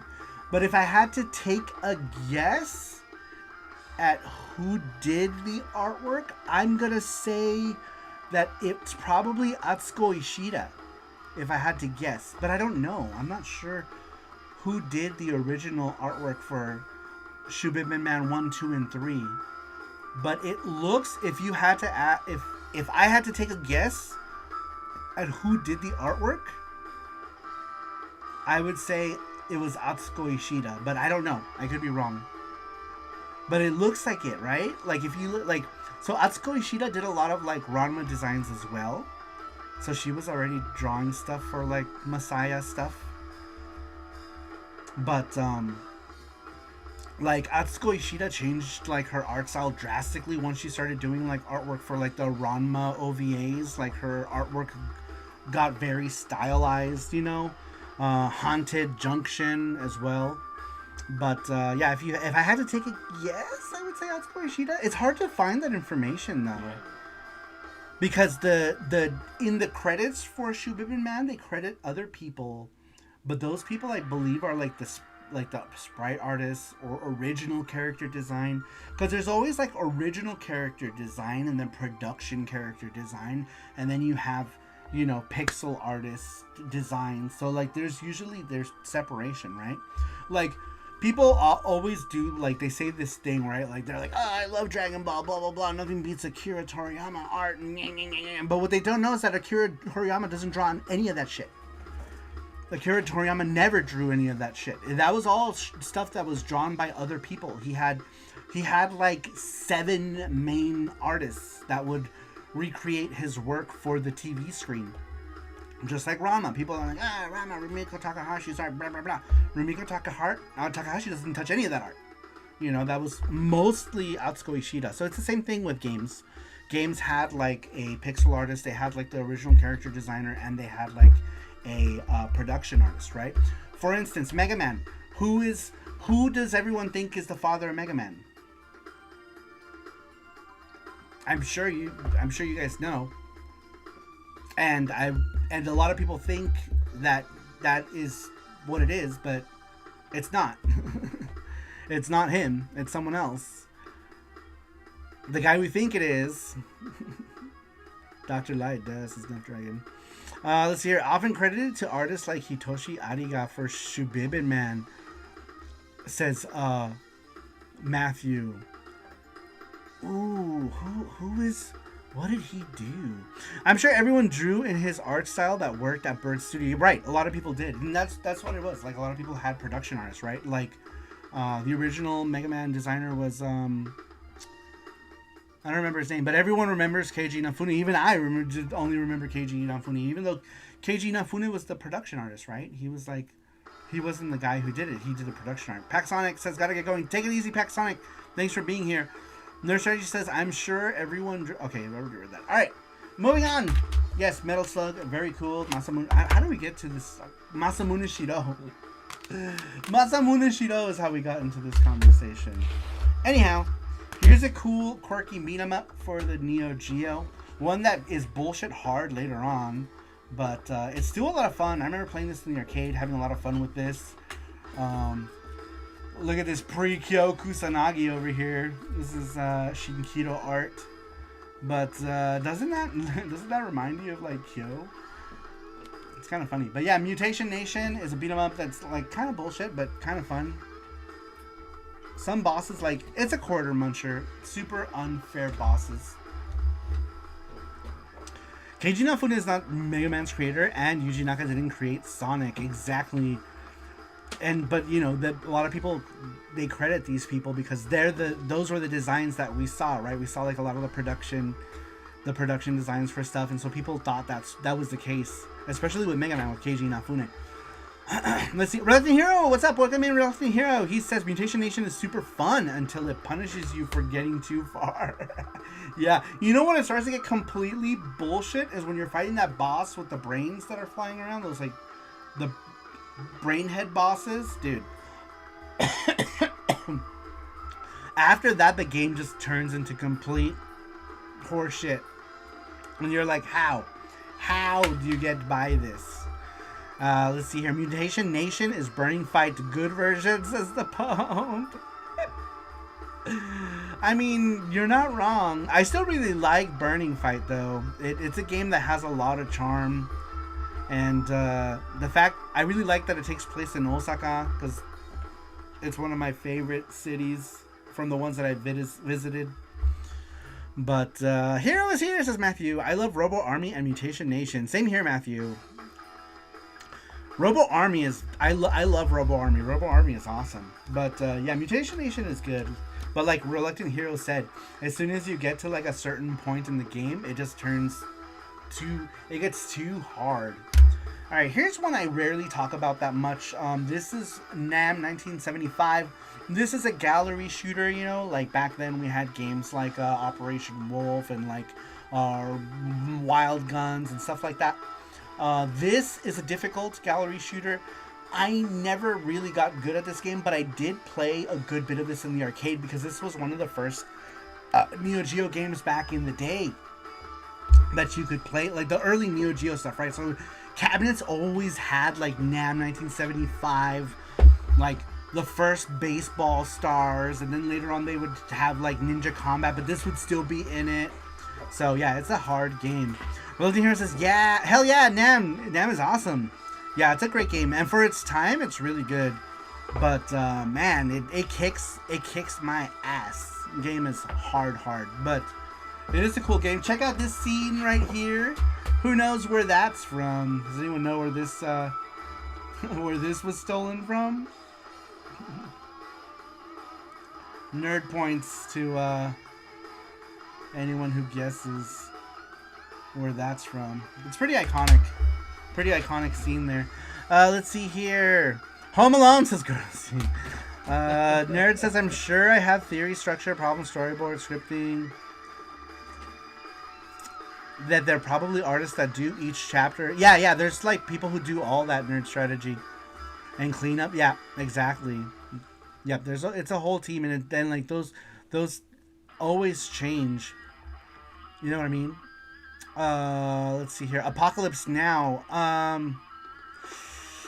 It's another army movie that's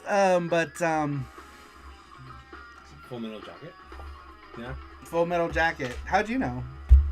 Because this guy, this thing, That there's scene? a picture where he's like this. Yeah, that he does that thing. Yeah, it's Full Metal Jacket.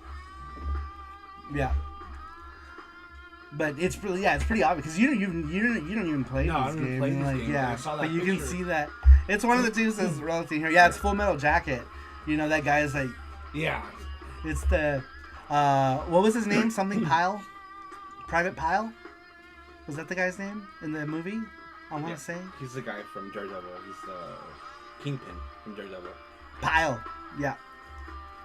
But they stole that and the scene where like isn't there a scene too? I think it's also Full Metal Jacket where like the Vietnamese lady's like shooting everyone with a machine gun. Right? Is there a scene like that? Is there a scene like that in Full Metal Jacket? I haven't seen it in years. It's been a long time. But there's a scene in here too where there's like a lady shooting with a machine gun. But holy poop. Pyle is Kingpin? See, I didn't know that either. Jesse just told me now. I had no idea. How funny. That's crazy. Makes sense though when you think about it. You know what I mean? It's like, oh shit. Another Mandela as a stuffed dragon. I mean, they get those issues, so to speak, when they're Prince season, weekly? It would be so many days within one person. Right, yeah, they need like 1 million people to do that stuff. That's crazy. You're right. Oh my god. Yep. I never even put it together. That's crazy, yeah. How funny. Vincent D'Onofrio? I never knew that. Interesting. I knew it when I first saw him. I was like, oh, I know this guy. How funny. I never knew. Hero says there's a scene where the Alabama Black Snake is Tubuku. I just remembered that Full Metal Jacket is funny till Gomer offs himself, says Nerd Strategy. All right, here we go. Let's go ahead and get through these because we're going to do Gachapon pretty soon. All right, here's one. And Hero is here. Here's one that Hero helped me get. You remember, Hero? You helped me get this one? Drift Out. Hero helped me get this on eBay because one seller had it for way cheaper than I was willing to pay. Sneaky. Yeah, but he wouldn't sell to me because he sold me these games that he claimed were new, and I complained about it. So he gave me a partial refund and then blocked me because I complained. And that guy then had 2 games. What was the other game? It was 2 games. I know this one is the one that's the standout one because this one is one of the last 10 games I needed to have a complete set, and this one was one of them. And it's crazy to me because the guy had blocked me for something he did, for something that was his fault. He blocked me, and I wasn't even like mean about it. I was like, hey, I just want to let you know that these weren't new, but they were advertised as new. I wasn't even mean about it to the guy, and he's like, oh, I'm so sorry about that. Let me give you a partial refund. And then he gave me a partial refund, and I was like, thank you very much. That's very nice of you. And he said, sure, no problem. And then he blocked me. And then he had 2 games I needed. I was like, damn it. Those games were sealed, Saru. Sealed with Scotch tape. Remember I was telling you, Hero, like one of the sleeves was all sticky, and I'm like, what's... It was like... And the one of the manuals was like folded on the other side, like someone shut it on the thing, and so like the manual had like things in it. Hey, children, behave yourselves, children. That was you, Gordos, wasn't it? It seems like Gordos is mischievous like that. I bet you it was Gordos. I bet you it was Gordos. I bet you it was Gordos. I'll pop up right here. Bad. That was Matthew. I was Matthew. Matthew's the mischievous one today. But I don't know why I thought it was Gordos. Because normally, like, someone does mischievous stuff. Nope, innocent, I tell you, says Gordos. But yes, Hero helped me get this game because that guy blocked me because of, because I was like, hey, these games are new. They're all blah, blah, blah. And then, it was just funny. What was the other game? Do you remember, Hero? There was another game. Futsal. Yeah, Futsal. Futsal was the other game. The offending game was 1943. Yes, that was the offending game. Yeah, that game. This was that is the game futsal, which is interesting. But yes, now I guess we can just talk about both of these together because these were the games Hero had to help me get. Because this guy was selling them for way cheaper, even cheaper than I was able to find them in Japan during this time. And I was like, man, I really need these games, blah, blah, blah. And Hero came in clutch, and he helped me get these. So big thanks to Hero for helping me on my road to completing my Neo Geo CD collection. Because literally, I was down to like my last like 9 or 10 games, something like that. It was like maybe even less. I think I had maybe like 7 or 8 games left before I was able to complete it. And both were racers. Oh, I know what the other one was. It wasn't futsal. Anyway, let's talk about futsal then. This is a weird kind of game, but I don't really like it. Man, all right, I guess we'll get to it. But yeah, Gordo's helped me get it. We can put that back. We already talked about it. We'll put it Oh, in the this. order. Yeah, Gotcha. the order, yeah. We just put it like this. But yeah, Gordo helped me. Hero helped me get that. And yes, the offending game was 1943. I think it was more than one game though, but I think that was the one that I got charged for the most. And then it didn't come new. I was peeved, right? And the guy was like, "Oh, no problem. I'll give you a refund and then block your ass for even opening your mouth. How dare you? How dare you complain? How dare you call me out on my lies?" Let's see here. There are 3 top-down racers, Overtop, and the other one that isn't Rally. Oh. Overtop. Neo Drift Out. And then something Rally, right? Or what was the one that we just saw? Drift Out? Yeah, it's Drift Out, Overtop, and something Rally. I think, are those the 3? Was it another racing game? Man, I don't remember now. So I thought this was the only like rare one at the time. Because this one, well, at the time, it's still rare now. But yeah, I believe it was like one of the rare ones. Internet labels futsal is pleasure goal. Is it? Yeah, pleasure goal. Pleasure goal. 5-on-5 sounds kinky. It's a party. Bring your friends. Yeah, Neo Drift Out and Overtop were the ones I got for you. Okay. So he must have had Overtop for a much better price. And I was missing it. I was still missing it. So, but I remember Neo Drift Out being the one that was the expensive one, right? Because, man, if I hadn't gotten it at those prices from him, I was looking at least $100 more. And I say at least because most of them were more expensive. So I ended up getting them for a good deal. And Hero helped me out with that. And then he blocked me, which who cares? You know what I mean? I got what I needed from him thanks to Hero, so it didn't really matter to me. But it happened. It still happened that way. And then, like, it wasn't even that much longer after that incident with that game that he had them. I'm like, oh my god, you gotta be kidding me. But yeah, so big thanks to Hero for that one. It's just so funny, though. Funny story. All right, next one. This thing right here. It's weird. It's odd. It's kind of cool if you're into extra stuff. This is Neo Geo CD Special. It's one of those games that has a bunch of different random things. You have this 3D Athena that comes floating in 3D. That kind of does look cool. She's pre-rendered and like spinning around, and she comes in and then she starts talking, and it's kind of freaky and weird. I forget what else is in this one. Oh yeah, demos. This one had demos. I forgot. Yeah, there's move lists. So this one had like, I think Samurai Showdown demo. What else did it have? It had like a KOF demo or something, I want to say. Let's see here. It had commercials too. Yeah. So this one had class match, Neo Geo, something, I don't know what, commercials for games. Hit games, something or another. Sound play, you got to play like the music, something, I don't know. Now I kind of want to like pop it in next time and play it. Auto demo. It's just auto demo is like a loop mode. So the demos that are here: King of Fighters 95, Fatal Fury 3, Road to the Final Victory, Shin Samurai Spirits, which is Samurai Shodown 2, Ryokunoken 2, which is Art of Fighting 2, what is this game called? The Super Sidekicks 3, I forget what it's called, something old. Top Hunter is in there, and then like player. It's kind of a neat little thing. It's an extra. It's an extra little bonus.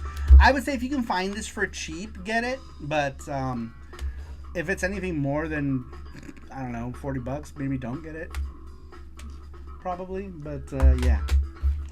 All right, here's one that I played so much in the arcade. It's crazy. Ninja Combat. This was pretty much this was what really, like, I feel like really got me into Neo Geo right here, is when this came out. Magician Lord, yeah, like, I was like, oh, this is cool, but man, did I play so much freaking Ninja Combat. With friends, we would play this together. I remember when you got Musashi, I would immediately switch to Musashi. When you got Kageto, I'd immediately switch to Kageto. The only one I didn't like was Genbu, because he was big and dumb. But let's see here. Reluctant Hero says, yeah, Drift Out was the expensive one. Glad I could help this Reluctant Hero. Yeah, that one's crazy. That was crazy prices. Yeah, this game was awesome. Look at all these characters. Look at all these characters. You have Joe and other Joe and weird samurai guy that kind of looks like an old lady right there. This game was fun though. I enjoyed this game. It was a lot of fun. It's jank, but you know, it was ninjas. 80K was super into ninjas. I loved their whole ninja face. There wasn't a game that 80K would put out that didn't have freaking ninjas in it. At least not that I can think of, right? Maybe Twinkle Star Sprites later, but all the Neo Geo ones, I feel like they all had ninjas. Even Magician Lord had a ninja in it. And that was freaking Magician Lord. Cross Swords, one of the characters was a ninja as well. It's like they always found a way to put ninjas in their games. Speaking of 80K, this game here, Ninja Commando, another Neo Geo, or this one was a top-down Neo Geo run and gun with ninjas in it. That was super awesome. I love this game. This game is fun. This game is fun, and I love it. Ninja Commando is coming up, and it's so good. It's so good. I really like this game. It's so much fun. I love these kinds of games. Like running guns, I love them when they're good and fun. This one is good and fun. And it feels satisfying to play. I really like it. Total Plan had some pretty awesome running guns too that I got to play on the Evercade as well. Like what was it, Out Live or something like that? With the guys like running around shooting stuff. It's so funny because I had forgotten all about that arcade game until I played it on that Evercade collection. And I was like, whoa, I remember this game. You know, from back in the days. 80K made awesome games. I love both cross-sword games. Me too. I like both. Like, part 1 is good, and then part 2 is, like, even better. But they're great games. I really do enjoy them. A lot of fun. Alright, next up is the Sengoku Densho games. Otherwise just known as Sengoku here in the US. Sengoku 1, it's alright. Sengoku 2 is, it's alright. They're okay games. They're like, yeah. It's so funny because I'll play the Sega CD version of this game and have fun with it for some strange reason. But they're okay. They're alright. They're okay games. It's good that they're just not fighting games. You know what I mean? Because Neo Geo had so many fighting games, so it's good to get more fighting games. All right, this is the last game I'm going to talk about before we do our Gachapon. This is Shin O Ken, otherwise known as Ragnagard. This was a 3D pre-rendered polygon game. Like, they would pre-render these polygon characters. And the game, honestly, it looks disgusting. If you like I think for fighting games, pre-rendered graphics didn't work well. For shmups, it's fine. I don't. You can give me pre-rendered characters for shoot 'em ups all day, every day. Some action games, right? Donkey Kong Country, it kind of worked for Donkey Kong Country, Clockwork Knight, stuff like that.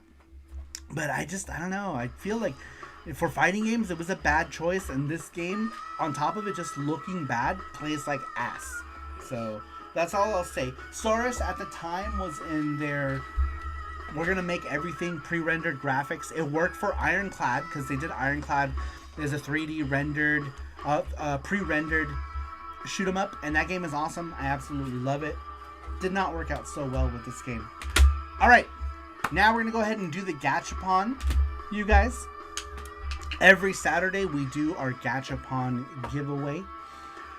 Whether it's Saru Show or Video Game Show and Tell live. We're also going to ask what the question for next week's show is going to be. And we might have a special guest next week, maybe, possibly. Is possible. But we'll see. Anyhow, these are all the people that entered the Gachapon. And if you are a member of the Saru Crew Elite, you're entered automatically. If you are in the chat, you are entered. These are all the people. We're going to go ahead and shuffle the names like 3 times. 1, 2, and 3. And we're going to go ahead and spin, you guys. Good luck, everybody. And remember, every Saturday we do these giveaways here. And a game giveaway when it's VGS&T. Looks like the winner is Pack Sonic. Are you here? For Gachapon, you do have to be here. Unless you're a member of the Elite, because then you have a box coming and then we just pick whichever number for you. Alright. Pack Sonic. Let me see if I can tag him. Hold on. Let me see. Pack Sonic was going to go to sleep. So we'll give him like a minute. It says he's here. Tag him. When we do that, I can just do this. I was able to tag him, so it looks like he's still in the chat. Because you can tag people so long as they're in the chat. You can tag them, I believe. Wow. Which one is one? 98? How many tracks do? Oh, we still have a few tracks. Dude, 98, King of Fighters 98, Neo Geo CD was pretty awesome too. There's a lot of loading time as well. Alright, in the meantime, we're going to wait a little bit. These are the questions that we have posed. Once we remove a question, we'll add one of the other maybe ones. If you guys have any suggestions for questions for Saru Show, we can go ahead and add them as well as time goes on. But these are the questions that we have proposed right now. Number 1 is, what's a video game series you started that got too overwhelming over time? Number 2 is, which retro game would you recommend for someone who has never played a retro game before? Did we do that? I thought did we not do that question, you guys? Maybe we didn't. Maybe I'm tripping.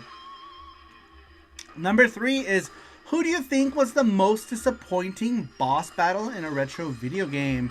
This is a question that's been there for a while. And then number 4 is, a video game ending that really touched you and why? That's going to be full of spoilers. But hey, if we're talking about retro, that should say what's a retro game ending, not a video game, because people might start spouting off. So think for number 4, you don't have to delete it. We'll just tell people. So for number 4, that's gonna be what's a retro video game that really touched you and why. An ending for a video game that really touched you and why. By the way, that charm makes me feel funny, says Snuff Dragon. You should get it, Snuff Dragon. Hero, it was kind of stuttering. I noticed that. It did, yeah. It stuttered when he added this thing. It stuttered for a little bit. For like a second. Yeah. We might have too many images because there's probably too much here too, because these are always loaded. So we need to start going through them. You can delete the other fields. The what? The other little fields. We can delete those too. We don't need them. Oh, these are? Yeah. Okay. Just delete them. Just delete the... I had to do this.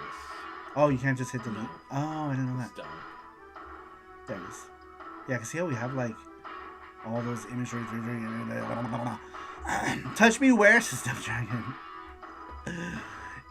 But yeah, it did stutter. It stuttered. It stuttered for a little while when we opened up that thing. It flipped. It was flippant. One second. Oh yeah, because you can just put it there. Huh? Yeah, that's what I was doing. Yeah, and then you could just say a retro game ending. No, I'm just gonna say pick one from here. Oh, gotcha. Yeah. I'm dumb. Pick one. Yeah, pick one. This is next week's question, guys. Pick one from next week's question. Maybe I would have worded that in next week's question, but number one is what's a video game series you started that got too overwhelming? Number two, video game or retro game that you recommended for someone who has never played a video game before. Who do you who is new to retro games? That would have been a better way to word that. Which one? Which retro game would you recommend for someone who is new to retro games? Retype it right here. Not a video game. So number two is gonna be which retro game would you recommend for someone who has never played any retro games? Because retro games are harder usually. Yeah. And we are trying to keep it retro focused for the most part. Number four should be a retro game ending. Maybe not really touch you because notice the note. It's like number four would be funny stream. I choose four. Yeah, like number four would be a retro game. A retro game that a retro game ending that really moved you. Moved you, yeah.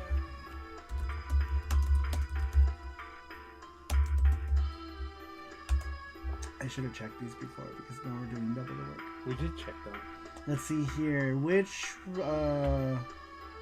Alright, so number four is going to be a retro ending that really moved you and why. So number one, again, a game series that you started that got too overwhelming over time. That's like you started Trails and you're like, ah, crap, I'm never going to finish all these Trails games or whatever. Which retro game would you recommend for someone who has never played retro games? That's number two. It's worded differently here, but maybe you can I'll just redo it for people who haven't voted yet. What game ending touched you? Says Famicom. Where did it touch you? Be specific, says Gorgeous. Show me on the dolly where the game touched you. Alright. Those are the questions, you guys. He's going to put it back up here. But those of you who voted, thank you very much. And for those of you who haven't, you can still vote. You can still vote. Alright, moving on. This game. But you haven't done the Gachapon.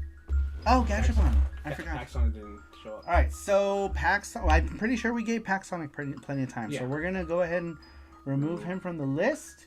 And we're going to re-roll again for someone who is here. Alright, so we're going to do the roll. We're going to re-roll again. We're going to re-roll. Alright, should we... You can make the questions smaller, too. They don't have to be that big. Because they're small to our side, but people are watching them on TV. It's like... They're literally... Let me know if you guys can still read these questions. We can make a little bit bigger, maybe. Okay. Yeah, like right there. Mm-hmm. Okay. Alright, here we go, you guys. We're going to re-roll for the people who are here. For Gachapon, you have to be here for it. And these are the people we already shuffled. Good luck, everybody. Here we go. Remember, you guys could still vote for what you want next week's question. Your pack is still there, dude. I thought you took them off. It doesn't matter. It doesn't land on him. Hero! Hero's the winner. Hero, you here? Hero, you here? Hero is hero here. Here, hero. Hero here. If hero here, pick number between 1 through 4. And remember, you also get 2 bonus balls. It's been a while since Hero's won anything, huh? Because he's here. Hero! Hero, hero, hero, rigged, hero, rigged. You were so close. I know. So close. Alright, we'll give him a minute. A couple minutes. A few minutes. We get Paxsonic like 10 minutes. Here, give me that. Do you have a drink? Sorry. Sorry. No worries.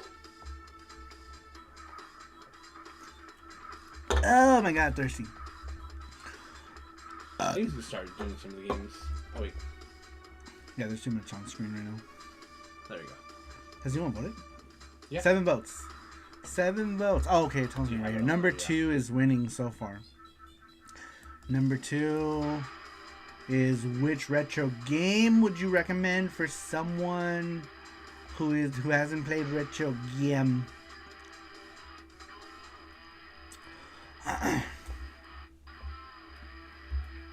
Let me see if I can tag here. And reluctance.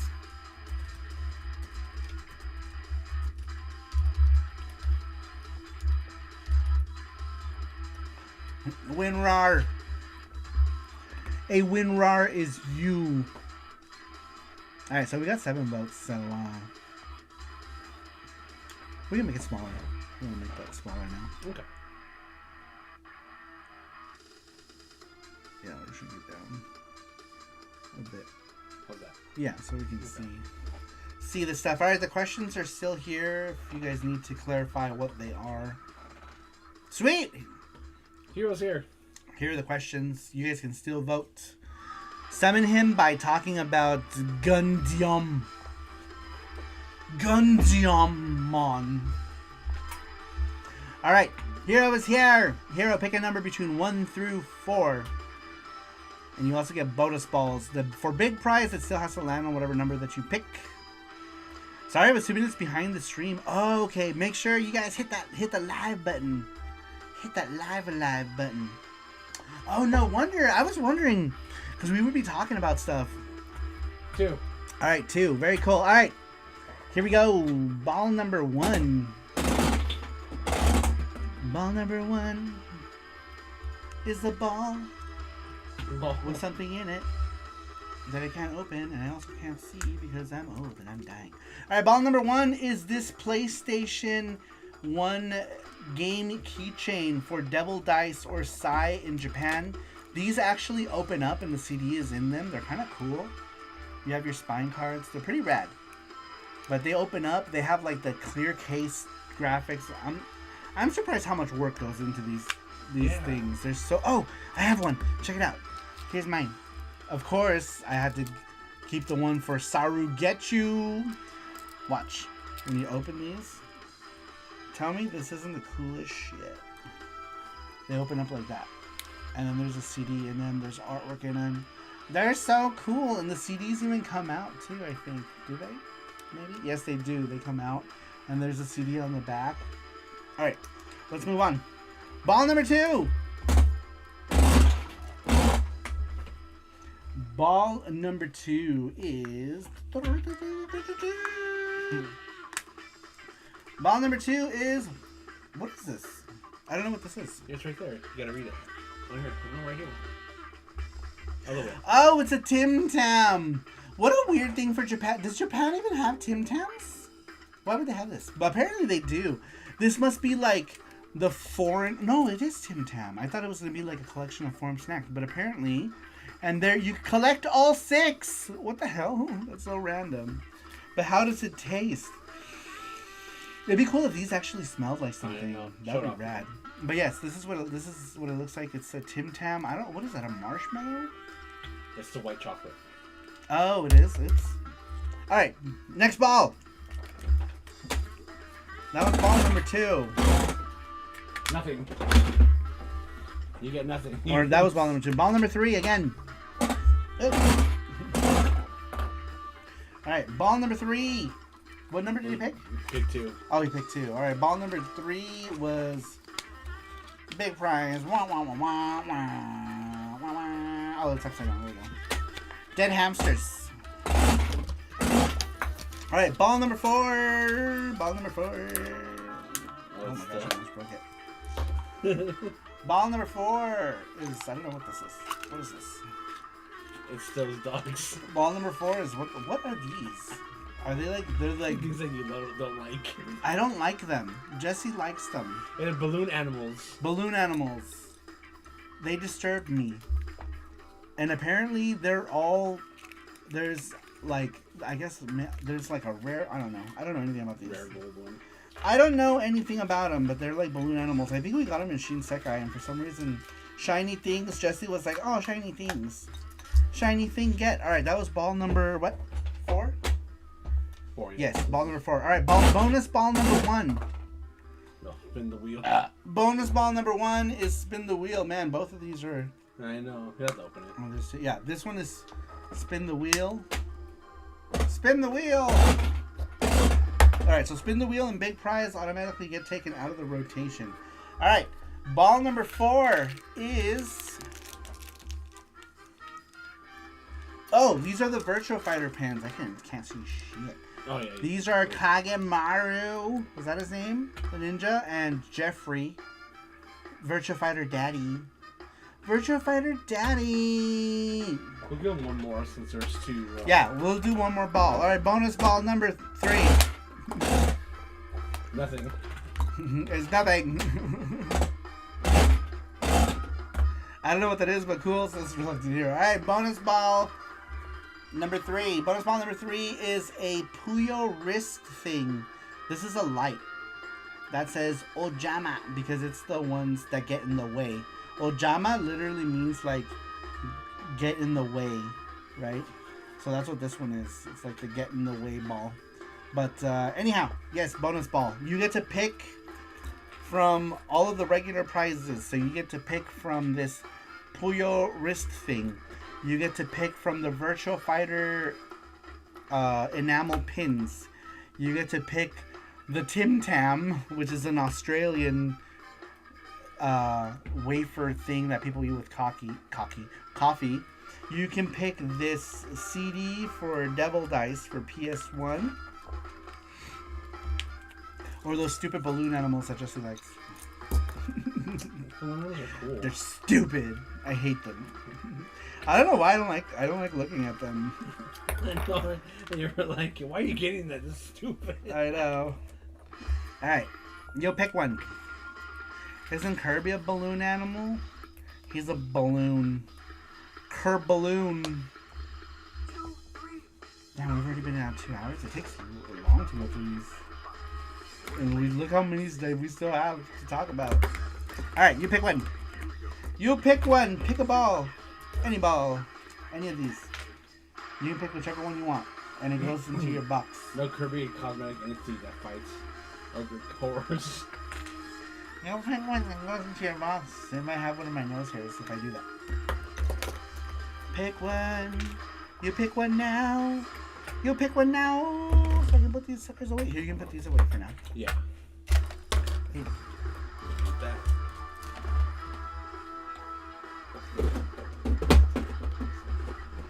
Alright. He might still be behind. Maybe. I'm guessing. You're right. Alright, you guys. Moving back to the Neo Geo collection. Oh, let's go through some of these quickly. This is a Mahjong game. It's like anime titties. It's kind of disturbing because the characters looks young and it grosses me out. This one is Quiz King of Fighters. This one is kind of interesting. If this was translated to English, that would be kind of cool.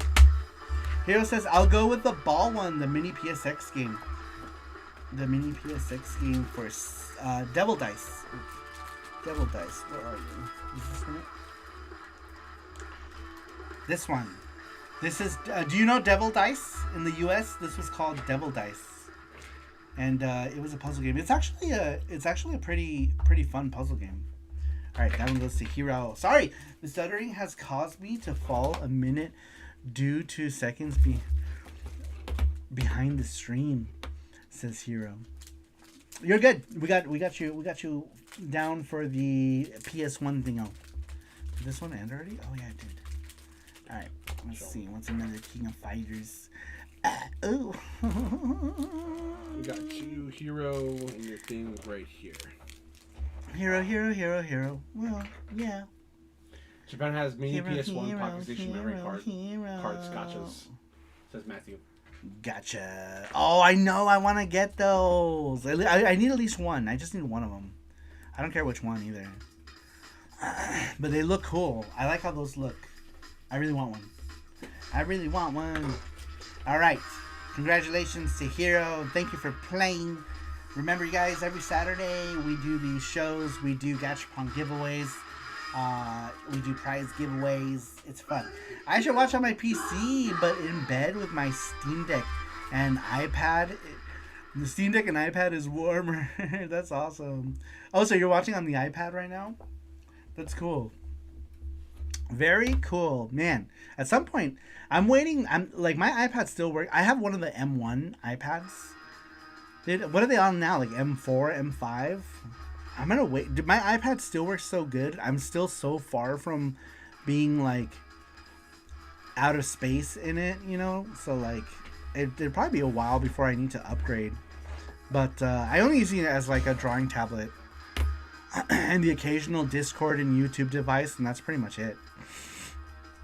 But anyhow, all right, let's get back to the games. This is Ragi, even though it looks like Ragai. Ragu. But it's written in Japanese. It's written Ragi. I guess because the name Gi, right? Because the name, some places pronounce the name Guy as Gi, so I'm guessing that's why it's Ragi. But this is Blues Journey in the U.S. It makes more sense. I like Blues Journey better. Drawing Saru stream is coming back. Yes, I just haven't had the time during the week. This last week I worked 9 days in a row. So yesterday, what's today? Yesterday was my first day off. So that's why. But yeah, I worked 9 days in a row because like just people calling out and stuff, you know what I mean? So like I get it, you know, it's, you know, so I didn't mind. It's just that that's why I haven't done anything like that. I worked I was gonna work 10 days and then I was like, I think I need a day off. So yeah, I did get a day off. All right, here we go, guys. The poll is over. Number 2 is the winner for our question, which is which retro game would you recommend for someone who has never played any retro games? I like this question. So good job, you guys. This will be a fun one. I believe it's gonna bring a lot of one. Okay, number 1 got no votes. Let's strike that one out. That way we can put like the other 2 maybes. That way we don't have like a large stack of maybes. So I feel like, yeah, just strike it out. It's, yep, gone completely. Because I feel like that one's been on there too long. And rarely people are voting for it. You know what I mean? So I had one. It says, what side character were you more into than the main character? Hey, I like that. That's a good one. That one's good, right? Yeah. Make that the new number 1. Yeah. And then next week we can ask that one. Cool. I like that one. Sweet. And then take out whichever one we did and post it. We can get that over to Sweets. I'm sure Sweets is probably asleep. And we can just remove that one and replace it with a new one from the list. Very cool. Valisex. Yes, Valisex. Kidding. Valisex. If you haven't played a game, a retro game, start off with Valisex. Good night, Nerd Strategy. Good night, Nerd. All taken care of with Sweets, says Matthew. Thank you, Matthew. Thank you, Matthew. Very cool. All right, and then we can move whatever maybe is in the. What was your favorite retro game cover art? Oh, we don't have any other questions, do we? Or do we? Yeah, these for this one. But... Okay. Well, we don't have to do it now. We can do that one next week. We already have the. We already have it taken again, so let's move on. All right, moving on. Now we're getting into the real bout. Real Bout Fatal Fury. This was an interesting game. A 2D game with ring outs was really interesting to see that. You know what I mean? Like, this was during a time when 3D games had ring outs. So this one had ring outs. It was called Out of Bounds. And you had to knock the character a bunch of times into the wall on the side of the stage to knock them out. And some characters actually did like weird funny things if you knocked them out with certain conditions. So that was kind of cool. And then, of course, we got Real Bout Special. This game indeed was special. Absolutely love this game. Loved it, loved it, loved it. I played this one even more than its sequel, Real Bout 2. Real Bout 2 would come later, but for some reason, I was so into Real Bout Special. I didn't care for the 2 new characters. Oh, we gotta listen to the song.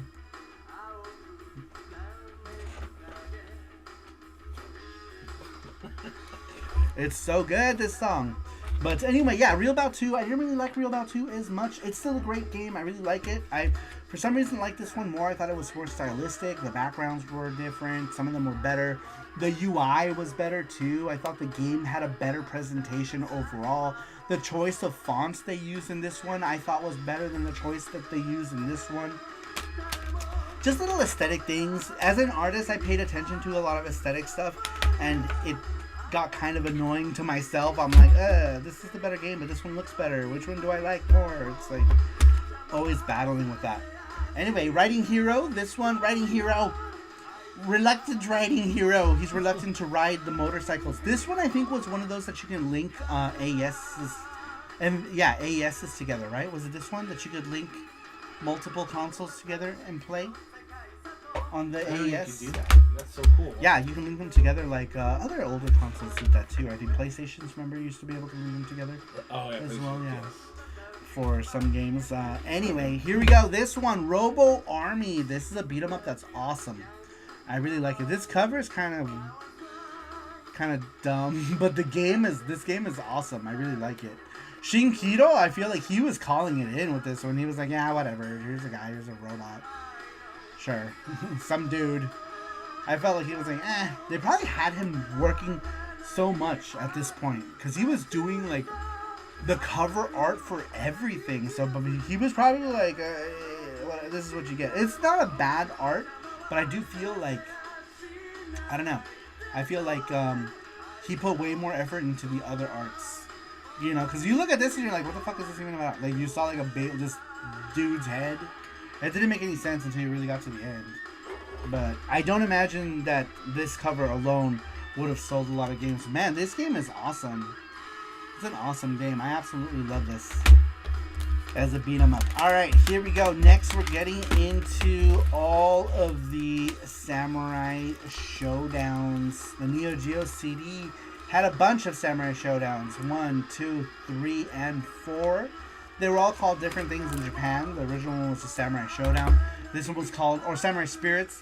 This was Shiden Samurai Spirits. Shin for new, I think. I don't remember. This one was called Samurai Spirits Zankuro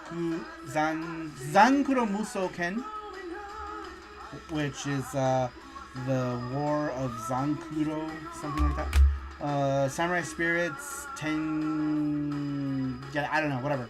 But these games are awesome. Samurai Showdown 3 was one of my favorites. Very cool game. And then, of course, there was the exclusive Samurai Showdown RPG, or Samurai Spirits Bushido Retsuden, for the Neo Geo CD. This game is one that only got a release on the Neo Geo CD in this version. And I say in this version because they changed some stuff for the other versions. This one had Iori and Kyo also as secret characters. There was, of course, the PS1 version and the Saturn version that were more stripped down versions of this one for some reason. This one would stay in Japan for a long time until the group at Project Retro Games would put out this physical of it, and it was translated by a bunch of people who should be getting the credit for doing this. I just don't remember who those people are, but this one did get a pressed CD from the people at Project Retro Games, which is pretty freaking awesome. I don't know if they still sell it on their website, but if maybe check out Project Retro Games. I see Obi, yeah, that one had an Obi as well. But anyhow, next game, this one is Savage Rain. This one got a sequel. What was the sequel called? Kizuna Encounter. This game is okay. It's a game where you played on multiple playing fields, kind of like, so like Fatal Fury had front and back. This one had platforms, so maybe early platformer fighter, if you want to call it that, in a different sense, sort of. But it was interesting. It was okay. The sequel to this was Kizuna Encounter, and you used the main character. There was a Korean guy named Kim Soo-il who was really cool.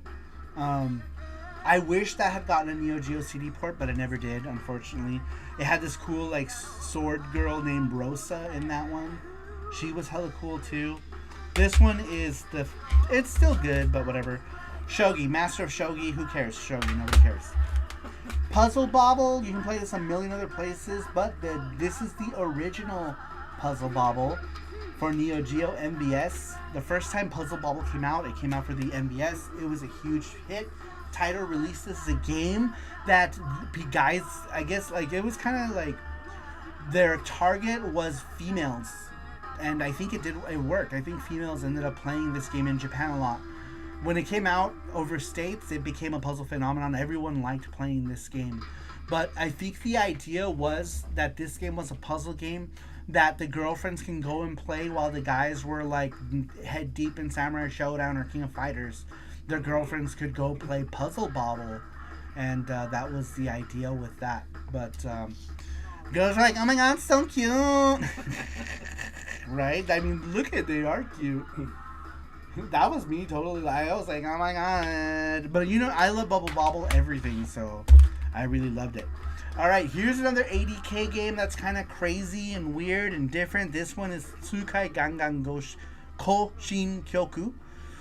This game was released here as Aggressors of Dark Combat. The combat was written with a K, and that would spell out 80K, Aggressors of Dark Combat. This game had an interesting fighting system. It really wasn't too bad. It wasn't great, but they were trying to do something different, and I liked it.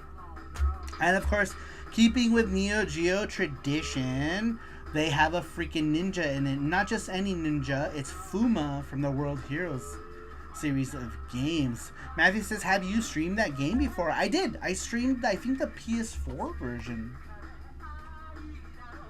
I want to say I streamed the PS4 version of this game, which I later got rid of because I still have the PS2 version of it, which I think is rare now. Alright, next up is another game that I really like. That is the Sonic Wings games. These games are rad. Sonic Wings 4 didn't come out for Neo Geo CD, but it came out for, did it come out for, what did that come out for? I don't remember. Was there a 4 or am I tripping? 1 came out for arcade, and then it came out for like Switch? Super Famicom, and then Switch got a new one. Switch got Sonic Wings Reunion, which I picked up in Japan. But these games were made by Video System, who got their start with a game called Labio Lepus, which was on the PC Engine as well. Made these games, the Sonic Wing games. When Video System started going, like, you know, like going downhill, I guess, the people who worked at Video System went to go work at Saikyo. That's why the 1943 games and stuff for Saikyo look so much like the Sonic Wing games. It's because a lot of the team from these games went to go work on those games. Super awesome series. What is up, Senpai? Which is Mark. Oh my! Oh, I'm forgetting your old name now because I see your new name, Mark. Snarkmark. That's the naughty game. You see them naked. Which one? Which game? Which naughty game? I'm trying to see which one. I wonder if he's. Are you behind? Snarkmark might be behind. Type in refresh the stream, guys. Yeah, type that in. Maybe he's behind. That's Sonic. Oh, Sonic Wings. Was it naughty? How was it naughty? I thought maybe you were looking because we talked about a mahjong game earlier, and the mahjong game is like titties galore. All right, so I thought you were behind. Fire Suplex. This is a wrestling game that's kind of interesting. Decent soundtrack, really great big sprites. I'm kind of bad at it, but I do kind of like it.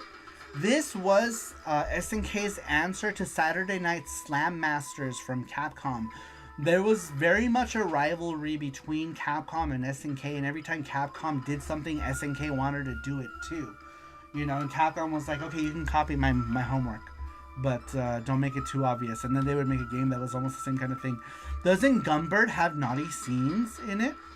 Does it? Gumbird is kind of weird, right? Like Gumbird has like it has themes that are kind of like weird.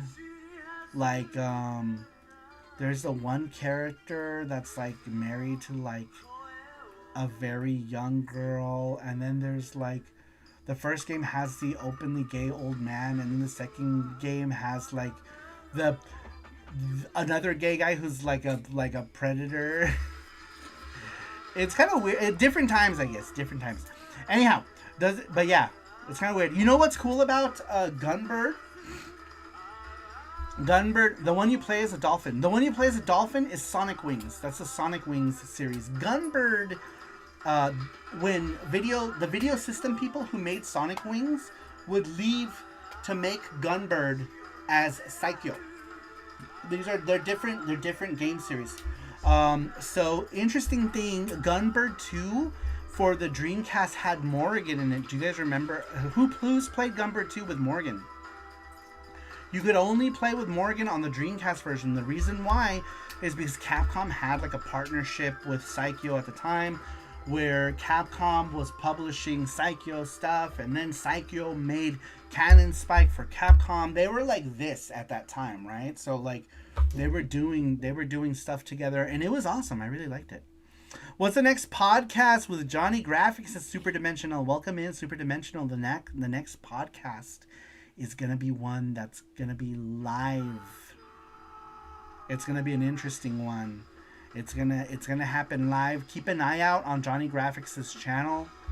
But the next one should happen live, and it's gonna be interesting for many reasons. But that's all I'll say. I don't want to go ahead and spoil it. Other than it's gonna be live. But that's gonna happen soon. Not super soon. Maybe in a couple months. Soonish. But yeah, it's gonna be live. It's gonna be cool. Let's see here. Senpai says the one where you play as okay. Be there to support Saru and Johnny Graphics, says Matthew. Yes, keep an eye out on Johnny Graphics' channel for that next one. It's gonna be cool. It's gonna be interesting. It's gonna be rad, and we're doing it live. Fuck it. It's gonna be cool. All right, moving on with the Neo Geo stuff. Yes, Fire Suplex, Capcom copy homework. We know the drill. Dunk Dream. This is a basketball game. It's kind of interesting. I won't talk too much about it, but graphics are kind of cool. Rally Chase. This is another one of these. This one's an overhead one. This one's not isometric. I don't know why I thought this was isometric, but it's not. All right, we talked about Art of Fighting already. This is my second copy because I keep one copy that came in my special edition. I bought this before I bought the special edition because I bought this one way back in the day. And then in 2018, first time when we went to Osaka, what was the first time? 2017. We went to Osaka. In 2017, I bought the one with the special edition. So that's why I have two copies of that. And I don't want to get rid of this one because I've had it. It was my first one. So that I bought like early 2000s. Joy Kid, this is Tetris with a twist, and the twist is not good. I don't like it. This is a game that's not fun.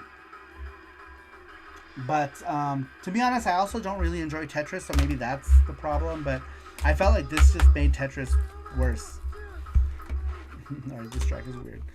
Dunk Dream has like 500 alternative names, says the Pope. We talked about Futsal earlier. Soccer Brawl. This one is another video system game. I forgot that video. I think, was this video system? Hold on. Maybe it wasn't. Maybe this is SNK. I might be thinking of the volleyball game. There's a volleyball game I think that might be video system.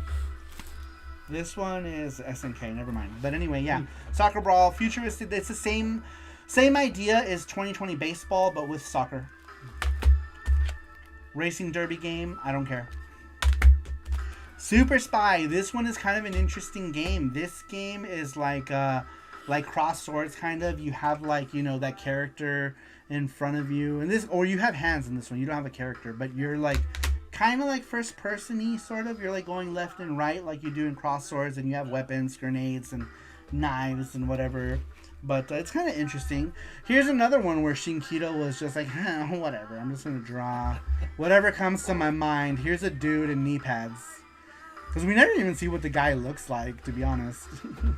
But, it is what it is. It is a cover art. Alright, next one. This is a fighting game that I absolutely love. This one is Tengai Makyo Shinden, Far East of Eden Kabuki Clash in the US. I love this fighting game. This has an amazing soundtrack on the Neo Geo CD. Love this game. Beautiful graphics, beautiful colors. I remember seeing pictures of this in EGM and thinking, oh my god, this looks amazing. Then there was also one on the PC Engine. So this one is the fighting game that follows the Fire Clan part of Tengai Makyo 2, right? Manjimaru. This is more like in line with the Manjimaru storyline. And then the Tengai Makyo Kabuki Itoryo-dan, which was the second fighting game. That one came out for the PC Engine, and it followed the Fun Kabuki-den part of Tengai Makyo. The spin-off game for the PC Engine that had only Kabuki, so naturally Kabuki was the main character of that game. Kabuki was the main character of 3 Tengai Makyo games, actually, which is crazy. And he is kind of the main character in that one if you have to think about it. But Manjimaru is like the lead in this game, but Kabuki is obviously like, you know, stealing the spotlight. Let's see here. Super Spy was special, and it's in Konami jail, so it'll probably never come out. Yeah, Tengai Makyo. We will never see a Tengai Makyo re-release because it's in Konami jail. I like that. It's so true, though. It really is. Tokten O. That's what this was called. I couldn't remember the name of these stupid games. So this is Super Sidekicks in the U.S. Tokten O in Japan. These games are actually pretty decent. I don't really like soccer, football games, but I did enjoy Super Sidekicks and Super Sidekicks 2 in the arcade. I think everyone was playing these games back then. And so you kind of just like played them because everyone was playing them, and then you were like, oh shit, it's kind of good. But I feel like everyone was playing the Super Sidekick games. Never played Super Sidekicks 3. I don't know if it was Japan only or what, but Super Sidekicks 3 as well was on the Neo Geo CD. This game, I absolutely love this game. The graphics are so good in this one. This is Top Hunter, Roddy and Kathy. Top Hunter, actually, Roddy and Kathy do make cameos in some other games. In King of Fighters 97, they're eating in the background, and I don't remember what else that they were in. But I really wish that we would have gotten like a new version of this. The artwork looks so familiar too. I don't know who did the artwork for this game, but it seems familiar to me. But I love this game. I love this game. Maybe a Tengai Makyo Pachinko machine. One already exists and it has an awesome theme song. Look up the I think, who is it, like Sankyu made it, maybe Sankyu, maybe some other manufacturer, I don't remember. But look up Tengai Makyo Pachinko, and it has like an opening like animated thing. The song is awesome. I really like the theme song that they gave the Tengai Makyo Pachinko. It's good. Anyway, this one, great game. Check it out if you can. It's on plenty of collections, arcade archives, any way you can check it out. It's a fun game. It's arcade style platforming, short and sweet, multiple planes, beautiful graphics, pretty decent music. Great game. Neo Geo CD version is a single load, so if you're playing it on the Neo Geo CD, it'll load once and never load again because the game is pretty small. Super fun game. Top Players Golf. This is the shitty golf game on the Neo Geo CD. Why anyone would play this when you have Top Players Golf or when you have a Neo Turf Masters is beyond me. But this game also costs like $1 billion less than Neo Turf Masters. This is like a $20-$30 game, and Neo Turf Masters now, well, it's gotta be like close to $1,000 now probably, right? Because if I paid $450 years ago, it's gotta be way more expensive now. Yeah, Top Hunter is SNK sprite work at its best. Absolutely agree. Excellent sprite work. Ando Gamer says, show us everything Neo Geo Daddy. Welcome in, Ando Gamer. How you doing? But yes, I agree with you, Pope, that the sprite work in that game is awesome. Speaking of sprites, next game is 80K's Twinkle Star Sprites. This game is awesome. It's like shmups meets puzzle battle. I don't even know how to describe this game. It's versus shoot 'em up action, and it's pretty rad. There was a Saturn version that had like a cool FMV intro as well. I don't know if the PlayStation does or not. There was also a Dreamcast sequel to this game. I don't remember what the deal is with that movie, but it doesn't matter because that game is super expensive on the Dreamcast. So, doesn't matter. Top Hunter, yeah, it's crazy. All right, next game. This one is Viewpoint for the Neo Geo CD. This came out in the arcades. It came out for Neo Geo MVS. There was a PlayStation port with some really random club music tracks that were like just kind of out of place and freaking weird. Recently, they discovered the Viewpoint game for the Nintendo 64 that was supposed to come out, and it was like completed, and you can actually download it, which is kind of crazy. I wonder if there's AliExpress ROMs of that N64 cart that was going to come out. Yeah, Matthew says it's going to be on N64. Somebody found the complete ROM for this, and it's out there. It's available. You can find it. You can find it. You can put it on your flash card. I don't own a flash card, but if it would be cool to try to find cheap flash card or maybe do that. There's one Neo Turf Masters on eBay. It's $1,500. Twinkle Star Sprite sequel was PS2, not Dreamcast. Oh, okay. Dreamcast had the original game then? Or was it not on Dreamcast at all? And I'm just smoking crack. For some reason, I thought it was on. You're right. It was PS2. I remember it now. That one was the one that had like a pink-haired girl. I never played it, but I think it had like a pink-haired girl, and the art style was kind of weird, funky, trying to be like cool. Maybe the old game's on Dreamcast. I don't remember, or maybe I'm just dumb. But I know it's on It's on Saturn, right? It's on Saturn with a FMV intro. But anyhow, all right. Next, we're gonna get into another series of games. Yes, Dreamcast. Oh, the original. Okay, did that one add anything, or it was just the original game? Did they put like any FMVs? All right. Next is a series of games that's near and dear to my heart. The World Heroes games. I absolutely love these games. I thought that they were a very playable fighting game on the Neo Geo very early on. I remember playing the shit out of this game. Everyone was obsessed with Mortal Kombat at the time. I was out here playing, Dollar Store, Street Fighter 2, World Heroes, and I loved it. I absolutely loved it. And then World Heroes 2 came out. It was more of the same. The deathmatch gimmick was a good, unique gimmick that I really liked. And then they got rid of it with these two games, but they're still interesting. The World Heroes series is filled with a little bit of jank, but I still really love this series. It's sad that we're never going to see a new World Heroes, but it was kind of cool that Hanzo and Fuma did make their way to Neo Geo Battle Coliseum as characters, which is nice.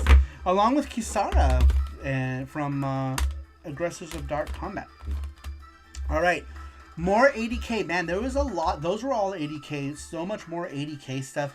This one here is Oshidashi Zintrick. This one was a weird puzzle game. Think of Zintrick as like sideways Puyo Puyo, basically. It's almost the same. Think of it sideways Puyo Puyo, wider area, but shorter drop area. I don't know how to explain it. The game, it's okay. It's interesting. It's very much, like I said, very much like Puyo Puyo, but sideways. Ninja Masters, of course. Ninja Masters 80K would make a game with more ninjas in it because they freaking love ninjas, and so did I, and for the same reason I loved 80K. This one was a fighting game by 80K that played so good. The gameplay, here's Goemon, by the way.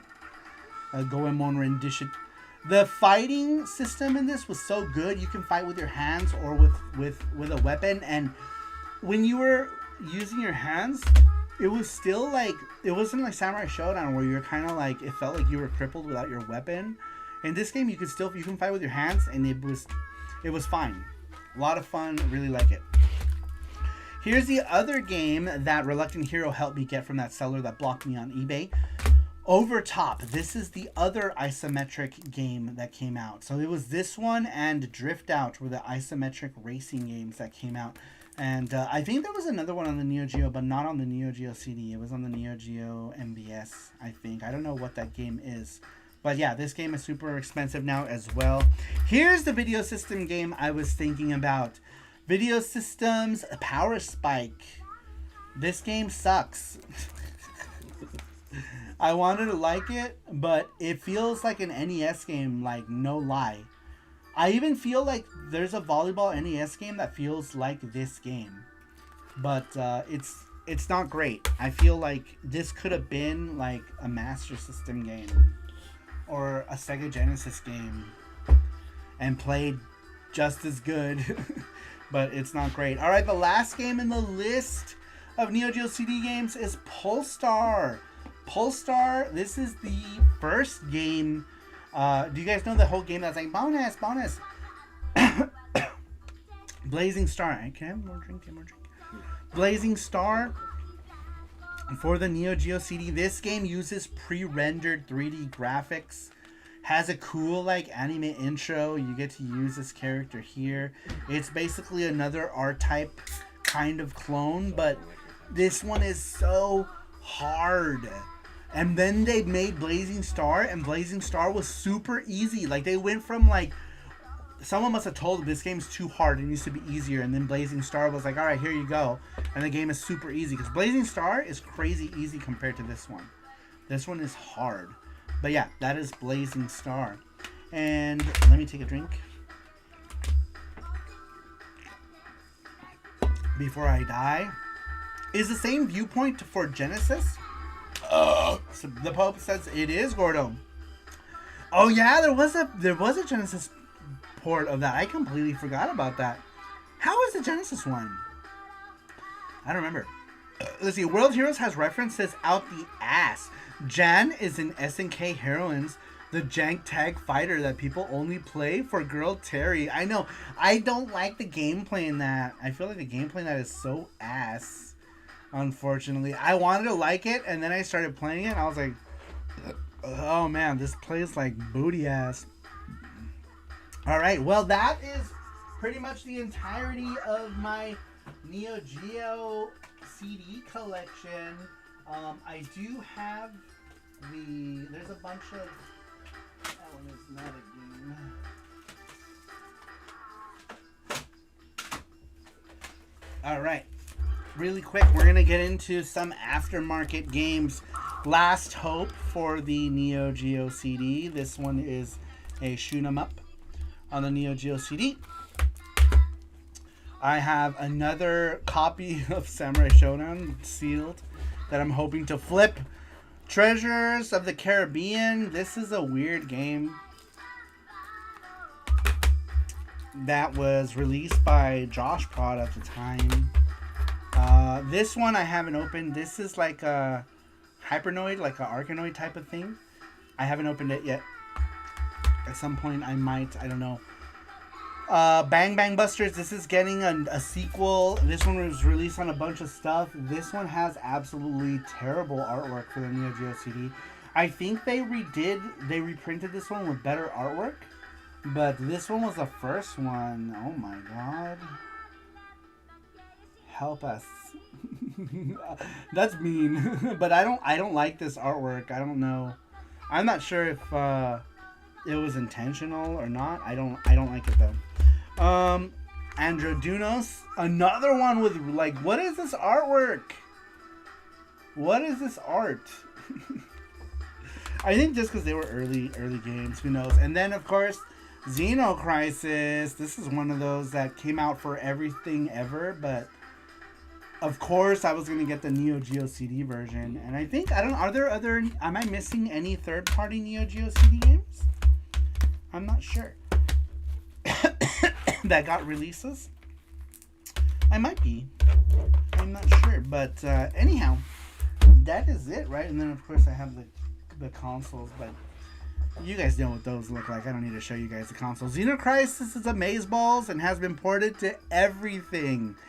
Exactly, it's been ported to every single thing ever. All right, you guys. You need Xenocrisis for AES, Saru. No, thank you. No, thank you. I have it for Neo Geo CD. I have it for Evercade. That's it. That's all I need it for. It's a great game, though. Don't get me wrong. But I have it for two different things already. But anyhow, you guys, that's going to be it for our show. Next Saturday, we already have our question for next week. Make sure that you guys answer that question when we do finally put it up. I'll try to put it. Can you please remind me to put it on the community tab on the channel to see when we do the question? Yeah, so you know how on YouTube you have a community tab? tab? Yes, got it. So that, sure yeah, just so people who are not part of the Discord can answer it. We'll try to put it on the community tab before the show comes up. But you could also answer it towards like the first half of the show as well. No, says Famicom. Thank you, Matthew, for the donations for the Gachapon, Sweet Like Sugar, Gordostein. Thank you so much for jumping in on this Fio charm.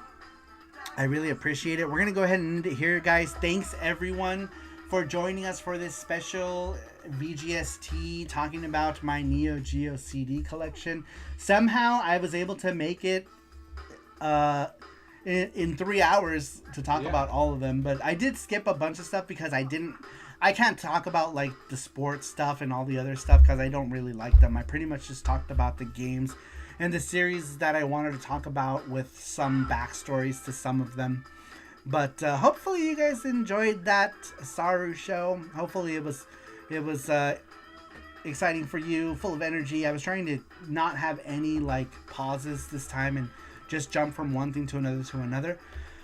But now I'm out of breath, so we're going to go ahead and end it here. Matthew says, Neo Geo AES coming soon when Saru owns a full AES collection. Never!